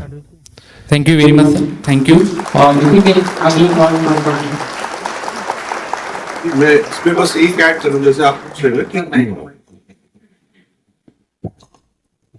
टेस्ट क्या करनी चाहिए, ये चीज एक्चुअली ना जो हार्ट का पेन है ना, वो हम लोग के पास जैसे सर ने बताया कि सिर्फ छाती का दर्द सिर्फ हार्ट से रिलेटेड नहीं होता, ठीक है, वहां चमड़ी है, फेफड़े है, हड्डी है, मस्कुलर पेन हो सकता है, कॉस्टोकॉन्ड्राइटिस हो सकता है, बहुत सारे और रीजन है जिसमें चेस्ट का पेन हो सकता है। तो अब कौन सा टेस्ट करानी, एक्यूट टेस्ट के लिए सर ने ऑलरेडी बताया कि अगर तुरंत चेस्ट पेन हुआ तो एक ECG तुरंत हो जाए, ट्रोपाई या ट्रोपटी हो जाए, उसको 4 घंटे में रिपीट कर लें, वो बढ़ रहा है घट रहा है, तो उसके लिए मायोमार्कर्स हैं जिससे हम पता कर सकते हैं कि एक्यूट कोरोनरी सिंड्रोम है यानी या एक्यूट कोई हार्ट अटैक आया है या नहीं। तो वो तो एक्यूट फेज हो गया। क्रोनिक फेज के लिए भी हम लोग कराते हैं, इको कराते हैं, एंजियोग्राफी करते हैं, TMT इको वगैरह कराते हैं। ये सब टेस्ट होते हैं क्रोनिक फेज के लिए, जानने के लिए कि हम आगे का वर्कअप कैसे करें, एक्यूट का फेज निकल के मेंटेनेंस थेरेपी पे कैसे रखें। अब चेस्ट पेन जो रेगुलर जैसे चेस्ट पेन अगर किसी को रहता है, तो सबसे पहले जो सबसे बड़ा मार्ग है वो ये है कि हम एक टाइम पीरियड के दर एक इवैल्यूएशन जरूर कराएं। जो हमारा हेल्थ चेकअप होता है ना, वो हम लोग बोलते हैं डिले करते हैं। हम लोग यहाँ भी बैठे हुए हैं, 30 से एज के नीचे बहुत लोग हैं, 30 के अराउंड है, लेकिन मैंडेटरी साल में 2 बार किसी का भी पूरा हेल्थ चेकअप नहीं होता। तो ये चीज जरूरी है कि अगर 35 अबव है और आपकी लाइफस्टाइल थोड़ी सेडेंटरी, आपका हर कोई बंदा चाहे इर्रिस्पेक्टिव ऑफ जेंडर, आपका एक हेल्थ चेकअप होना चाहिए, एनुअल हेल्थ चेकअप होना चाहिए, जिसमें आपके सारे मार्कर्स होने चाहिए, कार्डिक मार्कर्स भी होने चाहिए, एक ईसीजी होना चाहिए, लिपिड, थायराइड, ये सारे चीजें होना चाहिए। अननेसेसरी अभी टिप ऑफ द आइसबर्ग देखते हैं कि ये चीज अभी डेवलप हुई और उसके पीछे बहुत बड़े रीजन, बहुत सारे क्रोनिक रीजंस होते हैं जो हम अवॉइड करते हैं। ठीक है, तो एक हेल्थ चेकअप होना चाहिए, चाहे वो 30 अबव 35 अबव, आप सबका होना चाहिए। तो एक वो है, आप हेल्थ पॉलिसीज लीजिए, उससे बहुत सारे वर्कअप्स करवाइए। तो एक, और अगर चेस्ट पेन हो रहा है, ठीक है, रेगुलरली चेस्ट पेन हो रहा है और एक्सर्शन पे बढ़ रहा है, मेनली जो हार्ट के पेन्स होते हैं वो एक्सर्शन पे बढ़ते हैं, तो अगर काम करते हुए बढ़ रहा है या स्ट्रेस लेते हुए कोई चल रहे हैं बढ़ रहा है, तो उसमें वो हो सकता है चेस्ट पेन हो। तो हर छाती का दर्द हार्ट से रिलेटेड नहीं होता, लेकिन हर छाती के पेन को एक इवैल्यूएशन बहुत जरूरी होता है, तो थोरली वर्कअप जरूर कराना चाहिए। Thank you very much sir.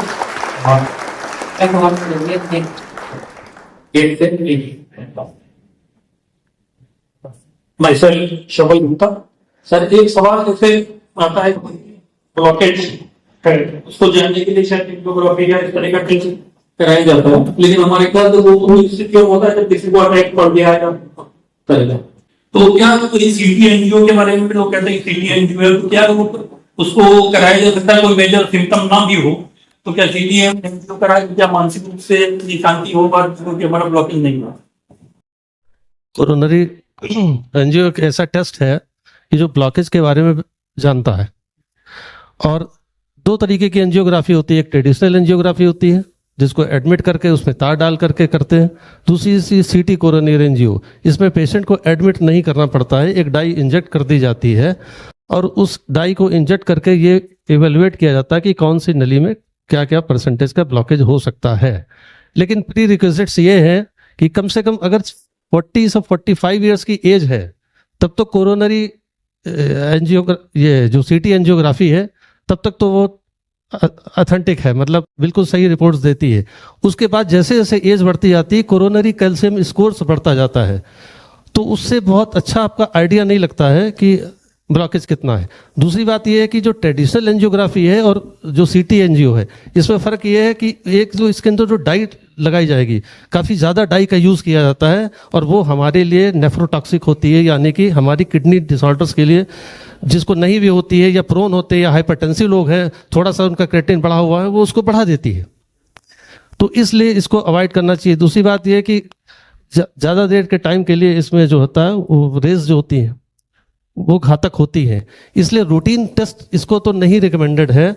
आप पहले बेसिक टेस्ट जो है फिजिकल एक्टिविटी के लिए, जैसे एक तो ईसीजी हो गया, टीएमटी हो गया, इको हो गया, अगर इसमें आपको कुछ नहीं मिलता है और सब तो ठीक है, उसके बाद भी आपको प्रॉब्लम है या लग सकती है, आपका फिजिशियन बताए कि हाँ भाई आप इसको करा लो, तो फिजिबल है तो कराइए। इसके लिए कराने के लिए आपके लिए हार्ट रेट का नॉर्मल होना ज़रूरी है। ऐसा नहीं कि कोई आदमी गया 100+ हार्ट रेट लेकर कि मेरी सीटी एंजियो कर दो, वहाँ से वापस कर दिया जाएगा।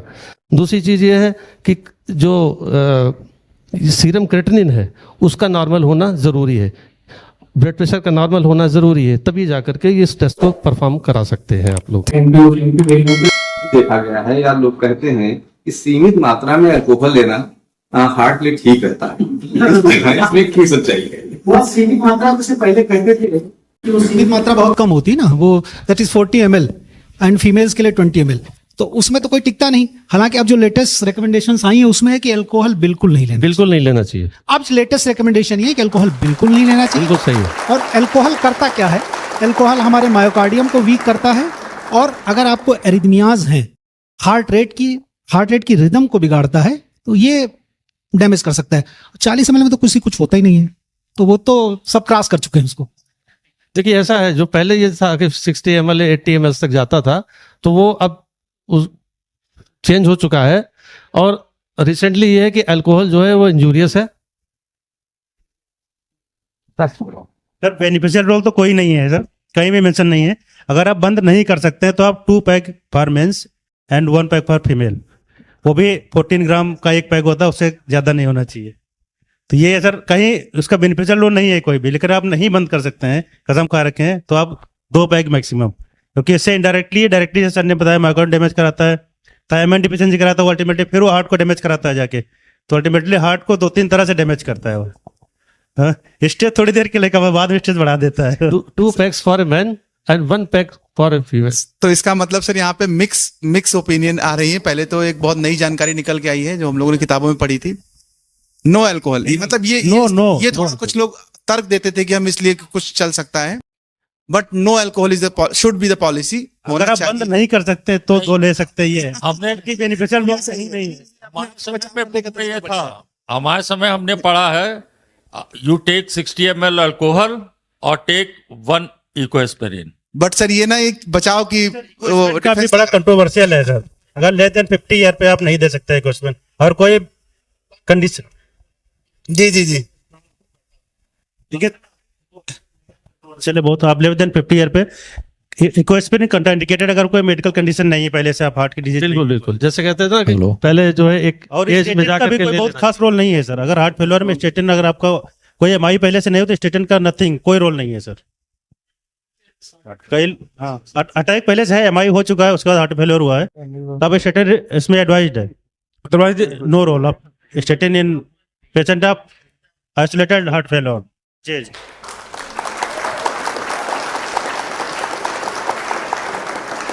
मेरा एक प्रश्न है, किसी का रूटीनली ईसीजी हो रहा है एवरी ईयर, हर साल ईसीजी करा रहा है, उसके नॉर्मल पैरामीटर्स नॉर्मल हैं सब कुछ, कोई रेस्पिरेशन प्रॉब्लम नहीं है, कोई डिस्निया नहीं है, कुछ भी नहीं, जैसे जो भी आप लोगों को सिम्टम होता है, चेस्ट पेन नहीं है, कुछ भी नहीं है, नथिंग, तो उसके बाद भी क्या उसको सीडी हो सकता है? कोई सिम्टम्स नहीं है, ECG normal, echo normal, TMT normal, even after that हो सकता है क्यों डिस्कस करें, इससे कोई भी होगी। जी जी, वो एमआई करा सकती है उसको, जैसे वो रनिंग कर रहा है, वो भी 10 किलोमीटर रनिंग भी कर ले रहा है, एवरीथिंग इज नॉर्मल। जी जी, कुछ भी नहीं निकल रहा उसका।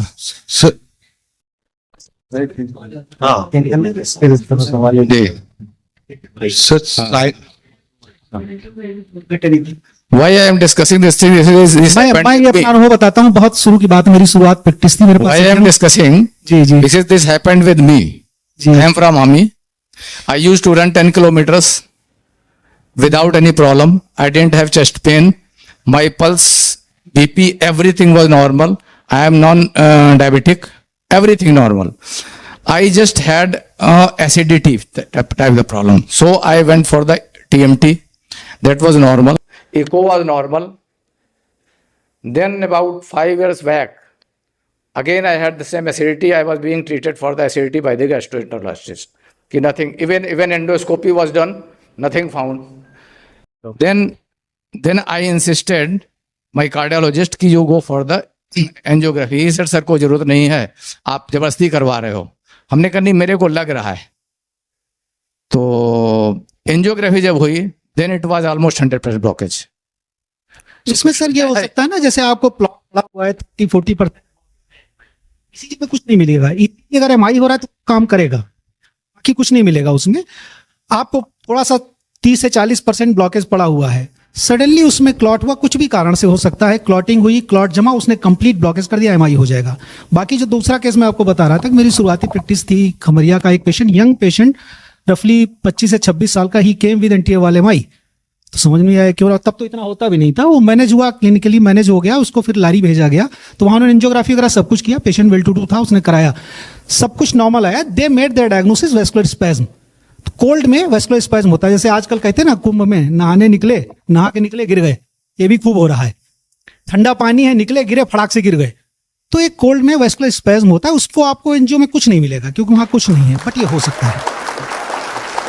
और ऑडियंस में ही हैं हमारे साथ में मैम का अगला सवाल है। प्लीज मैम, आप अपना नाम बताइए और जिनसे सवाल हो आप। माय नेम इज जिसका वर्मा। मेरा ये सवाल है कि मतलब कि जो हार्ट हेल्थ पे मोबाइल का क्या असर पड़ता है? Thank you very much. और इसका जवाब देंगे डॉक्टर सीसी सर। देखिए, बहुत सारी थ्योरीज हैं, बहुत सारी पेपर्स पब्लिश्ड हैं कि हार्ट का मोबाइल को बहुत ज़्यादा ओवर यूज़ या फिर अपने पॉकेट के ऊपर रखने के ऊपर रेडिएशन पड़ता है, हार्ट रिदम एब्नॉर्मलिटीज़ होने के चांसेस होते हैं। देखिए सबसे पहला तो वही है हम लोग का कि स्ट्रेस, कि अगर मोबाइल का प्रॉब्लम ओवर यूज़ करने में आपको पूरे टाइम, जैसे आप सो रहे हो, आप सोते समय एक साइलेंट स्लीप की अभी बहुत सारी बात हुई थी कि कम से कम 6 से 8 घंटे की नींद चाहिए। तो एक बेबी स्लीप तो आपको सबको चाहिए, और ये मोबाइल बहुत बड़ा स्ट्रेस है कि आपको बीच में से नींद उठाने के लिए एक यही है, और घर वालों की किसी की हिम्मत नहीं उठेगी, लेकिन मोबाइल कभी भी बच जाएगा, एक व्हाट्सएप मैसेज आएगा और आपकी नींद टूट जाएगी।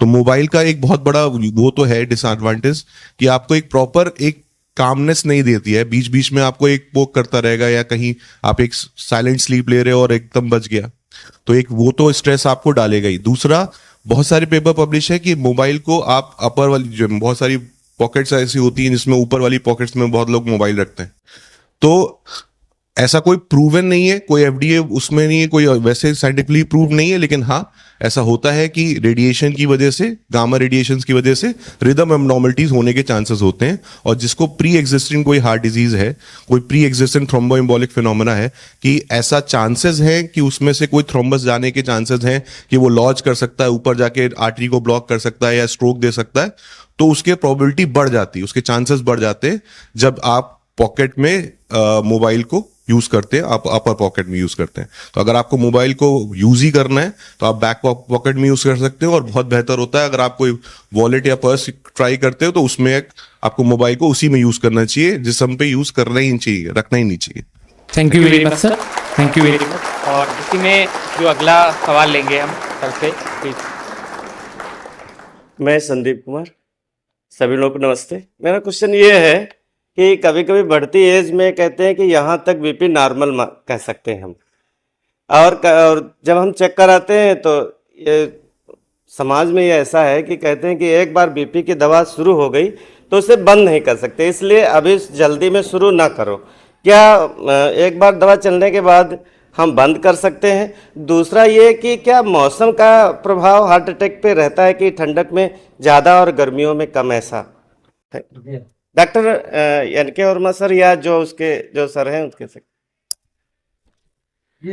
पहली बात, जो ब्लड प्रेशर होता है, ये देखिए, ब्लड प्रेशर हो, शुगर हो, दिल हो, दमा हो, गुर्दा हो, थायराइड हो, गठिया हो, लखीमपुर, लखनऊ, दिल्ली, अमेरिका, इंग्लैंड हो, यूनानी, होम्योपैथिक, आयुर्वेदिक, झाड़ फूंक, रामदेव बाबा हो, ये किसी को कोई आज तक कोई परमानेंट सोल्यूशन नहीं है कि आपने 3 महीने, 6 महीने, 3 साल का कोई कोर्स कर लिया तो ये जितने भी मर्ज हैं, जिनको आप मर्ज कहते हैं, ये सब चले जाएंगे। जाता बाता कुछ नहीं, इनके ऊपर केवल हम लोग का कंट्रोल है। इनको आप जैसे रोज खाना खाते हैं तो आपकी एक हैबिट है जिसको कहते हैं आपकी लत लग गई, जो चीज़ आप रेगुलर यूज कर रहे हो वो आपकी लत है। ऐसे ही ब्लड प्रेशर जो है ये भी आपकी एक लत है। मोस्ट ऑफ द केसेस में क्या होता है कि जो बॉर्डर लाइन वाले ब्लड प्रेशर होते हैं वो फ्लक्चुएट करते हैं, खासकर ठंड में। ठंड में देखिए, जितने बुजुर्ग लोग हैं सबसे ज्यादा कैजुअलिटी उनके साथ होती है। क्यों? क्योंकि सबसे ज्यादा ठंड के अंदर खून की जो नलियां हैं वो सिकुड़ती हैं, इसको कहते हैं पेरिफेरल वेजोकंस्ट्रिक्शन। जितनी खून की नली सिकुड़ेगी उतना ज्यादा उसका प्रेशर होगा। जैसे पाइप, पानी का ट्यूब है, आप उसको ऐसे प्रेस करते हो तो देखिए धार आपकी तेज हो जाती है। ऐसे ही खून की नली जितनी सिकुड़ेंगी उतना प्रेशर डेवलप करेगा। नंबर 1 काज जाड़ों में सबसे ज्यादा कैजुअलिटी हाई ब्लड प्रेशर की या पैरालिसिस अटैक या हार्ट अटैक क्यों होते हैं? नंबर 1 पेरिफेरल वेजोकंस्ट्रिक्शन बिकॉज ऑफ ठंड। नंबर 2 बॉडी के अंदर जो हम लोग गर्मियों में नमक खाते हैं, नमक हम लोग की बॉडी के अंदर से स्वेटिंग के द्वारा बाहर निकलता रहता है। जाड़ों में स्वेटिंग ज़्यादा नहीं होती, आपका बॉडी के अंदर नमक है। नमक जब रहेगा सरफेस टेंशन कम होगा, विस्कोसिटी बढ़ जाएगी ब्लड की, खून गाढ़ा हो जाएगा, क्लॉटिंग के चांसेस बढ़ जाते हैं, इसलिए होगा। नंबर 3 का, आप जितना भी खाना पीना जाड़ों में खाते हो, खूब फ्राइड चीज़ें खाते हो, क्योंकि आपकी इंटेस्टाइन परमिट करती है, वो इजीली डाइजेस्ट कराती है, और जा तो आपके पेट में रहा, आपने जाड़ों में खूब छोले भटूरे खा लिए, आपका पेट डाइजेस्ट कर रहा, आप तो कह रहे हो बिल्कुल ठीक है, लेकिन जा तो आपके शरीर में रहा। ये चीज़ें, सेडेंटरी एक्टिविटी जाड़ों में बढ़ गई, थोड़ी ठंड बढ़ गई, आपने घूमना फिरना बंद कर दिया जो कि आप रेगुलर वॉकर थे। तो इस तरीके की ये जो सब एक्टिविटीज जाड़ों में ज़्यादा होती, इसलिए ठंड में बुजुर्ग लोगों के साथ प्रॉब्लम ज़्यादा होती है और ब्लड प्रेशर ज़्यादा बढ़ता है। और आपको ये बताऊं, कॉन्शियस रहना चाहिए, जो लोग गर्मियों में दवाइयाँ खा करके ब्लड प्रेशर को कंट्रोल कर रहे होते हैं, जाड़ों में उनको कोई सिम्टम ना हो, कोई प्रॉब्लम ना हो, अपना बीपी ज़रूर चेक करवाइए। उनका बीपी 10 से 20 तो बढ़ा हुआ मिलता ही है, उनको 80% को डोज जाड़ों में बढ़ानी ही पड़ती है। Thank you very much sir, और ये जानकारी साझा करने के लिए थैंक यू वेरी मच। और इसी क्रम में आगे जाएंगे और ऑडियंस के पास में एक सवाल है। मैम, आपका एक सवाल था, प्लीज़ आप पूछिए। Good morning all doctors, my name is Tanya Sharma. Sir, किस तरह की डाइट हार्ट के लिए सबसे अच्छी होती है? डाइट जी। तो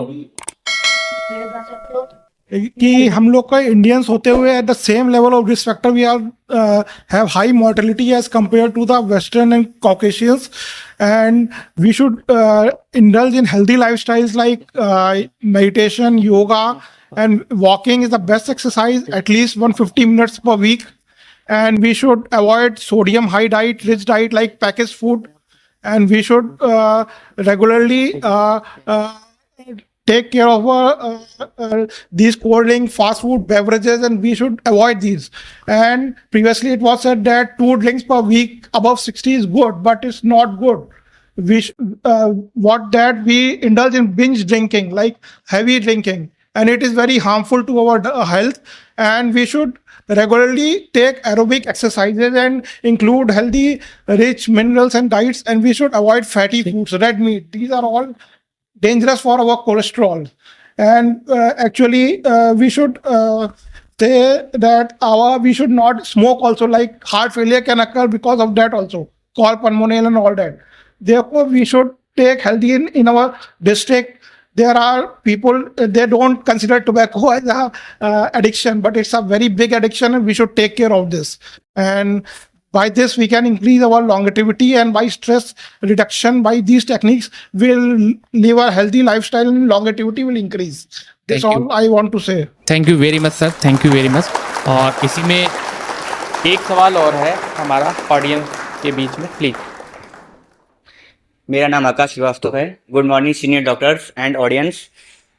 सर, मेरा सवाल डॉक्टर मनोज शर्मा सर से है कि जैसे कि हम लोगों में बहुत से लोग ऐसे होते हैं जिनके फैट ज़्यादा होता है, जो लोग मोटे ज़्यादा होते हैं, अक्सर वो लोग खर्राटे ज़्यादा लेते हैं रात में सोते समय। हालांकि आप विशेषज्ञ हैं नाक कान गले के, ठीक है, तो आप बता सकते हैं कि उनको हार्ट अटैक की समस्या या मतलब उनके बीपी की प्रॉब्लम ज़्यादा होती हैं, ऐसा क्यों है? आप इस पर प्रकाश डालिए। Thank you. Thank you. क्योंकि लोग ऐसा समझते हैं कि नाक कान गला, या फिर ये जैसा हम लोग कहते हैं कि हार्ट का मतलब सिर्फ हार्ट का डॉक्टर ही उसको संभाल सकता है, बट ऐसा नहीं है। हमारे पास बीपी और जो अन्य समस्याएं हैं मल्टी फैक्टोरियल, हर तरफ शरीर के किसी भी अंग पे असर आ सकता है आपस में एक दूसरे को लेकर। जैसे हमारे वरिष्ठ चिकित्सकों ने बताया कि किसी को अगर हार्ट फेलियर हो रखा है पहले से, पेशेंट की सांस फूलती है और उसका हार्ट ऑलरेडी कमजोर हो चुका है, आपका सवाल है तो अब चूंकि हार्ट ऑलरेडी कमजोर है, पेशेंट अपना काम कर रहा है, एज भी हो चुकी है, तो बाद में पता चला उसको रात में खर्राटे आते हैं, बट उसको तो पता नहीं है, घर वालों को या वाइफ को पता रहता है, वो खुद तो कहता है मैं ठीक हूँ, आई एम फाइन। तो क्या होता है, जब आपको खर्राटे लेते हैं ना, तो उस समय हमारा शरीर कुछ माइक्रो सेकंड से सेकंड्स के लिए भी सांस लेना छोड़ देता है।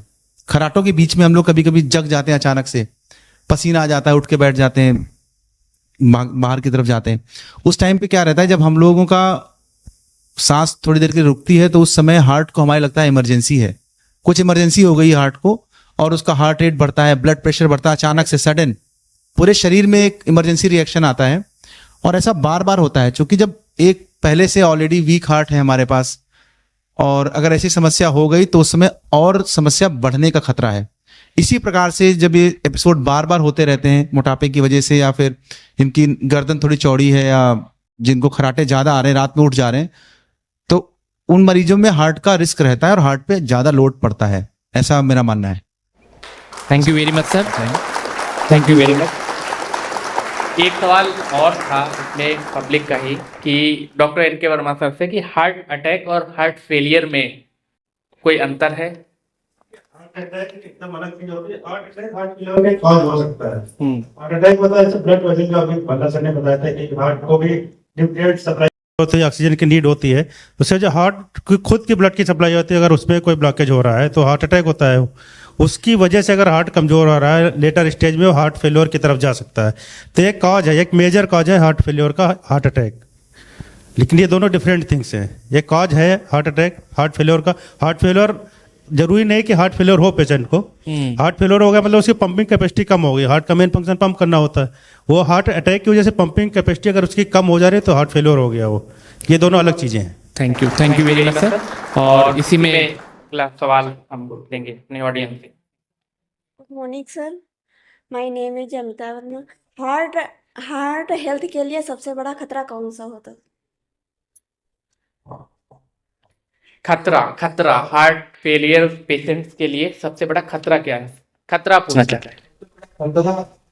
जो है मैं इसको थोड़ा सा घुमा के आंसर करता हूँ। एक जॉन फिन थे, उनकी स्टडी थी, तो उनकी स्टडी में फ्रांस की बहुत बड़ी स्टडी उन्होंने करी थी और उन्होंने जाना कि कुछ ग्रुप ऑफ पर्सन जो ऐसे हैं जो हर चीज खाते हैं, मतलब हेल्दी हेल्थ स्टाइल लेते हैं, ठीक है, कभी उनका जो है कोई कोलेस्ट्रॉल नहीं बढ़ा, पूरे हेल्थ चेकअप कराए उन्होंने, सब कुछ करा और एक हेल्दी डाइट लेते हैं लेकिन एक्सरसाइज नहीं करते। और दूसरे ग्रुप ऑफ पर्सन थे जो नॉनवेज भी खाते थे, लिपिड भी खाते थे, शराब भी पीते थे, सिगरेट भी पीते थे, बट वो 1 घंटा एक्सरसाइज करते थे। तो उन्होंने देखा कि जो एक्सरसाइज करने वाला ग्रुप था, बजाय उन्होंने हर चीज खाई, हर चीज स्मोकिंग भी कर रहे हैं, अल्कोहल भी ले रहे हैं, लेकिन वो आउटलास्ट कर दे रहे हैं उन ग्रुप ऑफ पर्सन को जिनकी लाइफस्टाइल सेडेंटरी है। तो एक्सरसाइज ना करना ये सबसे बड़ा खतरा है मेरे हिसाब से। डाइट खाओ पियो मस्त रहो सब कुछ है, लेकिन अगर एक्सरसाइज बंदा कोई कर रहा है, कोई एक बंदा है जो एक्सरसाइज कर रहा है तो उसका हार्ट हेल्दी रहता है। आप एक सिंपल सा एग्जांपल लिए कि हार्ट रेट है, ठीक है, एक पर्सन को अगर जैसे चलना है ना, चलना एक्सरसाइज नहीं है, वो हमारे पैर का काम है। हार्ट धड़क रहा है, इसका एक्सरसाइज ये नहीं है। 60 से 100 रहेगा, ये एक्सरसाइज नहीं है, वो नॉर्मल धड़क रहा है इसी लेवल पे रहे। लेकिन अगर एक पर्सन है वो एक्सरसाइज कर रहा है, वो अपने शरीर का 70 किलो वजन उठा के दौड़ रहा है, 15 किलोमीटर पर स्पीड से दौड़ रहा है, तो उसका हार्ट ज्यादा काम कर रहा है उस समय 1 घंटे के लिए। तो आप रोज 1 घंटा उससे ज्यादा काम ले रहे हो। लेकिन कभी उसका क्या होगा कि कभी अगर ऐसा स्ट्रेस आया या कोई फैमिली इमरजेंसी आई और उस समय उसको इतना हार्ट ने काम करना चाहा, तो एक्चुअली वो उसके लिए पहले से प्रिपेयर्ड है। लेकिन अगर एक सेडेंटरी लाइफस्टाइल है, कोई चल फिर नहीं रहा है, कोई एक्सरसाइज नहीं कर रहा है और उसका हार्ट को उतना ही उसका हार्ट का इतना ही काम है कि यहां से वहां तक चले जाना, वहां से यहां तक वापस आ जाना, गाड़ी में बैठ के वहां चले जाना, वहां से वापस आ जाना, हार्ट ने तो इतना ही काम किया। लेकिन कभी अगर उसको किसी भी लेवल पे उसका ऐसा स्ट्रेस हुआ कि हार्ट को ज्यादा काम करना पड़े तो वो फेल कर जाएगा, तब उसको हार्ट अटैक आ जाएगा। तो आप पहले से प्रिपेयर करके रखो। जो भाई मैं बता ना, सबसे बड़ा खतरा डाइट का नहीं है, सबसे बड़ा खतरा आपकी सेडेंटरी लाइफस्टाइल का है। एक्सरसाइज ना करना ज्यादा खतरा है। तो अभी वही करा, खाओ पियो मस्त रहो लेकिन एक्सरसाइज करते रहो। Thank you very much sir. इसी में एक सवाल और मैम का है। Good morning sir, my name is Kajal Verma. क्या खून की कमी हार्ट को प्रभावित कर सकती है? खून की कमी से रिलेटेड इनका सवाल है, प्लीज।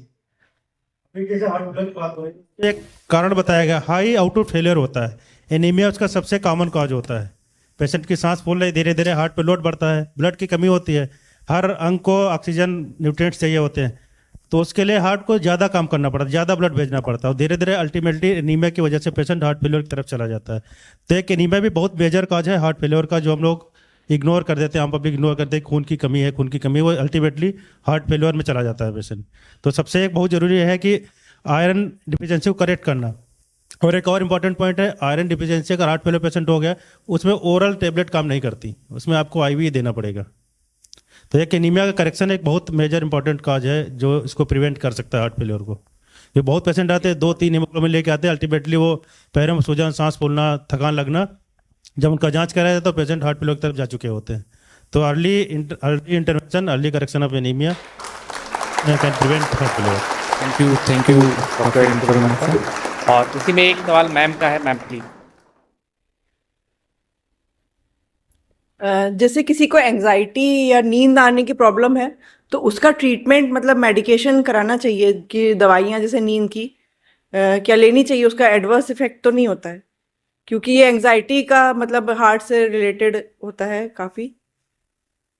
मैम देखिए, पहले तो कॉज होना चाहिए कि नींद क्यों नहीं आए, ठीक है, कि अगर वो कॉज नहीं हटेगा सडनली मेडिसिन पे हम लोग स्विच ऑन नहीं करते कि डायरेक्टली अगर एक पेशेंट, देखिए वही ना बात तो सेम ही है कि अगर एक मोबाइल चार्ज पे नहीं जाएगा तो वो अगले दिन काम नहीं करेगा। तो स्लीप बहुत जरूरी है, और स्लीप में ऐसा नहीं है कि स्लीप को इंड्यूस कराने के लिए आपका अगर स्ट्रेस फैक्टर बहुत ज्यादा हुआ है तो आपकी मेडिकेशन, कुछ मेडिकेशन ऐसी है तो वो आपको सडनली सिडेशन में डाल देंगे। तो सिडेशन अलग हो गया, एक साउंड स्लीप अलग है। तो अगर साउंड स्लीप किसी कॉज की वजह से नहीं आ रही है, कि अगर कोई आपकी हेल्थ इश्यूज है या कोई फैमिली में स्ट्रेस है, तो आपको मेडिसिन जरूर लेनी चाहिए। साइकेट्रिस्ट हैं, मेडिसिन हैं, वो आप ले सकते हैं, आप उनको काउंसलिंग्स भी कर सकते हैं। तो आप बहुत सारी ड्रग्स अभी ऐसी आ चुकी हैं जो हार्मोन इंड्यूस करती है, जैसे मेलाटोनिन वगैरह हो गई, तो वो तो ओवर द काउंटर मिलने लगी हैं, कैंडीज में, गमीज में आने लगी हैं, टॉफीज में आने लगी हैं। तो उसको एज ए स्लीपिंग पिल हम लोग कंसीडर ही नहीं करते। तो वो हार्मोन रिलीज करने वाली है। तो मेलाटोनिन इज वेरी गुड कि आप अगर आपको थोड़ा बहुत स्ट्रेस है, और अगर एक्चुअली बहुत लोगों को ऐसा होता है कि स्लीप सो जाते हैं वो, लेकिन टाइम लगता है, जब बिस्तर पे पहुंचते हैं तो 10 चीजें दिमाग में चल रही होती, तो उस चीज को अवॉइड करने के लिए आप ले सकते हो स्लीप हार्मोन्स। लेकिन जो वही मैं अभी बात कर रहा था कि आपका फिजिकल एक्सर्शन बहुत जरूरी है, कि आपका शरीर थका रहता है तो नींद अच्छी आती। तो आपको कुछ चीजें हैं जो आपको स्लीप लाने के लिए बेहतर कर सकती हैं, जैसे कि आप अपने मोबाइल को सोने से 1 घंटे से पहले यूज ना करें, ठीक है, और ब्राइट लाइट्स यूज ना करें, लाउड नॉइजेस से थोड़ा दूर रहें। तो ये सारा आपको स्लीप, लेकिन हाँ दवाइयाँ आप ले सकते हैं, इसमें कोई वो हार्म नहीं है। लेकिन हाँ, हर साइकेट्रिक दवा से एक डिपेंडेंसी होती है, तो वो डिपेंडेंट हो जाता है, तो उसको धीरे धीरे हम कट डाउन या टेपर डाउन भी कर सकते हैं। लेकिन नो हार्म कि आप दवा लेनी है तो वो आप गलत काम कर रहे हो। तो ये बहुत बड़ा मिथ है कि आप दवा ना लेकर आप पूरे टाइम हार्ट को एक स्ट्रेस उसमें डाल रहे हो, तो वो गलत है। तो आपको एक 6 से 8 घंटे की नींद जरूरी है अगले दिन पूरा अच्छे से फंक्शन करने के लिए। Thank you very very much. और एक सवाल और लेंगे ऑडियंस में, प्लीज। सर मैं पूछना चाह रहा था कि हार्ट, जब अभी आप एक बात कर रहे थे कि आदमी 10 किलोमीटर 5 किलोमीटर दौड़ जाता है, या कभी कभी रूटीन वे में होता है कि काम नहीं कर रहा हार्ट, फिर एकदम से सडनली आदमी 10 किलोमीटर की रेस करने लगा या ज़्यादा वर्कआउट करने लगा, तो हार्ट का ज़्यादा पंप करना भी क्या खतरनाक हो सकता है? आपको ना, वही मैं बात कर रहा हूँ, आपको ज्यादा सडन हमेशा, तुरंत और ज्यादा हमेशा खराब है हर चीज के लिए, ठीक है। आप थोड़ा थोड़ा उसको बढ़ाएंगे, हर चीज, ये सिर्फ हार्ट के लिए नहीं, हर चीज के लिए। तो अगर आप, वही मैं बता रहा ना, अभी मैंने एग्जांपल ये दिया था कि आपका हार्ट को इतनी काम करने की आदत ही नहीं है, आपको आदत डलवानी। तो अब आदत ना धीरे धीरे पड़ती है, ना ही आप, ऐसा नहीं है कि आप 1 घंटा एक्सरसाइज कर डालें। हमेशा जो अच्छे ट्रेनर्स हैं वो आपको 20 मिनट की एक्सरसाइज बोलते हैं, 20 मिनट की वॉक्स ही बोलते हैं कि आपको 20 मिनट की वॉक आप धीरे धीरे बढ़ाना है। सडनली आप करोगे ना तो वो हार्ट फेल कर जाएगा। अगर कोई प्री एक्जिस्टिंग करनी चाहिए, अगर मेरा घुटना बोल जाएगा, अगर मेरा वजन बहुत ज्यादा है और मैं दौड़ने लग गया, तो आपको धीरे धीरे पहले वॉक करना है, फिर जॉग करना है, फिर रन करना है। तो वो स्टेप है, तो वो स्टेप्स को धीरे धीरे करेंगे तो हार्ट हेल्दी ही होगा, ठीक है। आप सडनली नहीं, ज्यादा और सडन हमेशा खराब। Thank you very much. और लगभग क्वेश्चन आंसर का ये सेशन जो है हम लोग वाइंड अप करेंगे, और इसी में अब हम प्रेसिडेंट IMA के डॉक्टर अखिलेश खरे सर से चाहेंगे कि 2 शब्द के लिए। देखिए, हम लोग जितने भी हमारे पैनल के डॉक्टर बैठे थे वह, अच्छा मैडम का एक क्वेश्चन मैम का है, उसके बाद please. Good morning sir, my name is Sita Verma. Sir मेरा क्वेश्चन ये है कि मैंने एंजाइना पेप्टोरिक के बारे में पढ़ा है, chest pain, severe chest pain. Sir उसका हार्ट पे क्या इफेक्ट होता है, मतलब जानना है। एंजाइना पेप्टोरिक मेडिकल सर्जिकल में पढ़ा है, तो उसका जैसे साइड इफेक्ट हो सकता है। जैसे एंजाइना पेक्टोरिक, मैम ये एक मेडिकल टर्मिनोलॉजी है, ठीक है, एक सिनोनिम है कि अलग आप जो एक्यूट चेस्ट पेन हम लोग तब से बात कर रहे थे कि हार्ट अटैक की बात कर रहे हैं, तो एक मेडिकल टर्मिनोलॉजी है, तो वो वही सेम ही है कि आपको सडनली अगर चेस्ट पेन होता है, एक्यूट कोरोनरी सिंड्रोम में जाते हैं, तो उसको एंजाइना पेक्टोरियल कहते हैं। कि ये मेडिकल टर्मिनोलॉजी है कि छाती में दर्द हुआ और दिल की वजह से। छाती में दिल के बहुत सारे कॉजेज होते हैं, बताया था, चमड़ी का, हार्ट, बहुत सारी एसिडिटी का, मतलब इसोफेगस कॉज भी हो सकता है, लंग कॉज भी हो सकता है, बोन कॉज भी होता है, चमड़ी का भी कॉज हो सकता है, मसल का भी हो सकता है। लेकिन अगर हार्ट से रिलेटेड कोई चेस्ट पेन हो रहा था उसको हम एंजाइना पेक्टोरियल कहते हैं। सर एक क्वेश्चन जी। सर, अगर बहुत ज्यादा पैनिक कंडीशन में कोई हो पेशेंट तो उसको हार्ट फेलियर होने के चांसेस होते बिल्कुल मैम, सर उसका पैनिक में वही है ना, वही सारी चीजें बदल रही। कोई भी पैनिक करता है तो सबसे पहले आपका क्या होता है, हार्ट रेट बढ़ता है। तो हार्ट रेट बढ़ेगा तो अगर कोई भी प्री एग्जिस्टिंग कंडीशन है, कभी पहले से कमजोर हार्ट है, कोई थ्रोम्बोइम्बोलिक फिनोमेना है कि उसके हार्ट में थोड़े थोड़े छोटे छोटे थ्रोम्बस बने हैं, लिपिड डिपोजिशन है, कोलेस्ट्रॉल डिपोजिशन है, अलग अलग वेन्स में उसकी आर्टरी ब्लॉकेज है, आधी अधूरी जो थोड़ा बहुत काम कर रही है, मतलब उसका काम चल रहा है, लेकिन अगर अचानक से रश ऑफ ब्लड की जरूरत है तो वो नहीं पहुंचेंगे। तो ऐसे कंडीशन में अगर वो पेशेंट पैनिक करता है तो पैनिक करने में सबसे पहले तो हार्ट रेट ही बढ़ेगा। Yes, sir. तो हार्ट रेट बढ़ेगा तो इन सभी चीजों के चांसेस बढ़ जाएंगे। तो स्ट्रेस तो बहुत बड़ा फैक्टर है, पैनिक अटैक तो बहुत बड़ा फैक्टर है। तो अगर किसी को पैनिक अटैक्स रहते हैं, कोई ऐसा रहता है कि किसी पे तो अचानक से दिल की धड़कनें, जैसे हम लोग बोलते हैं ना पैल्पिटेशन, तो पैल्पिटेशन का मतलब सिर्फ ये नहीं होता कि हार्ट रेट बढ़ना, palpitation feeling of the heartbeat से। अगर आपको दिल की धड़कनें फील हो रही हैं तो वो हो सकता है कि वो आपको उसकी कुछ मेडिकेशन लेनी चाहिए और आपको इवैल्यूएशन करना चाहिए। तो एक आपको देखिए कोई भी मार्कर्स यहाँ पे जितने भी अभी बात कर रहे थे ना, कि आपका सिर्फ यही है कि साल में एनुअल हेल्थ चेकअप अबव 30 होना ही चाहिए सभी का, तो वो एक प्री एग्जिस्टिंग चीजों को निकाल देगा। और पैनिक अटैक एक बहुत बड़ा रीजन होता है जो हार्ट अटैक और हार्ट फेलियर की तरफ आपको बढ़ा सकता है। Thank you. इसी क्रम में मैं डॉक्टर साहब ये जानना चाहूंगा कि जैसे पल्पिटेशन का जैसे होता है ना कि कोई भी आदमी जैसे एग्जाम देने जा रहा है, किसी इंटरव्यू पे जा रहा है, तो उसको स्ट्रेस हो जाता है, तो कहते हैं कि भाई जो पल्पिटेशन वाली ड्रग है वो ले ले तो आराम से शेर भी सामने खड़ा होगा तो आदमी को डर नहीं लगेगा, दिल ज्यादा नहीं धड़केगा। क्या ऐसा जरूरी है, लेना चाहिए कि नहीं? सर मतलब रिकमेंडेड तो नहीं है, लेकिन हाँ अगर ऐसे पहले से कोई ऐसा है, जैसे बहुत सारे होते हैं प्रोपोनॉल वगैरह रहते हैं, जो लो डोज प्रोपोनॉल हम लोग 20 mg कई बार वाइवा से पहले स्टूडेंट्स को बोल देते हैं कि वो आपका जो है अगले दिन वाइवा है, कोई वो आ रहा है तो 20 mg प्रोपोनॉल ले लिया पहले से, तो बेटर रहता है, तो थोड़ा सा हार्ट रेट कम रहता है, लेकिन रिपेंडेंट नहीं है। लेकिन अगर हाँ एक पर्सन है जो पहले से थोड़ा स्ट्रेस में रहता है तो वो आप ले सकता है, तो उसमें गलत नहीं है। एक्चुअली मैं बोलना चाहूंगा कि angina is a mild condition. क्या होता है कि 5 से 10 मिनट का खिंचाव दबाव ये सब लगता है, धीरे धीरे उसकी इंटेंसिटी बढ़ जाती है, आराम करने में आराम मिल जाता है और सबलिंगुअल नाइट्रेट से वो आराम मिल जाता है। तो ये angina is a mild condition, धीरे धीरे आप नहीं होंगे तो complications will arise and different classification होता है। अगर markers trop T trop I ECP can be positive, then we go in for ST elevation MI and all that, उसका ट्रीटमेंट अलग होता है। मतलब एंजाइना एक वेरिएंट एंजाइना होता है, प्रिंस मेटल एंजाइना जिसे बोलते हैं, और अनस्टेबल एंजाइना होता है, स्टेबल एंजाइना। सबके क्राइटेरिया होते हैं, कब किसको क्या ट्रीट करना है वो क्लासिफिकेशन के हिसाब से होता है। तो मेरे को इतना ही बोलना था। अब हमारे बीच प्रसिद्ध dental surgeon doctor Indresh Rajawat ji हैं। मैं इनसे अब हम कुछ क्वेश्चन करना चाहते हैं इनसे कि हार्ट फेलियर और एमआई वाले पेशेंटों को, हाइपरटेंशन पेशेंटों को आपके साइड से क्या एडवाइस है, आपकी साइड से क्या करना चाहिए? सर ऐसे पेशेंट जब हमारे पास डेंटल क्लिनिक में ट्रीटमेंट के लिए आते हैं तो सबसे पहले जो मेरा जो अगर मान लीजिए मेरे पास एक पेशेंट आया जिसका मुझे एक्सट्रैक्शन करना है या उसका दांत निकालना है, तो मैं उसका पहला टेस्ट जो कराता हूँ सर वो INR कराता हूँ, इंटरनेशनल नॉर्मलाइज्ड रेशियो।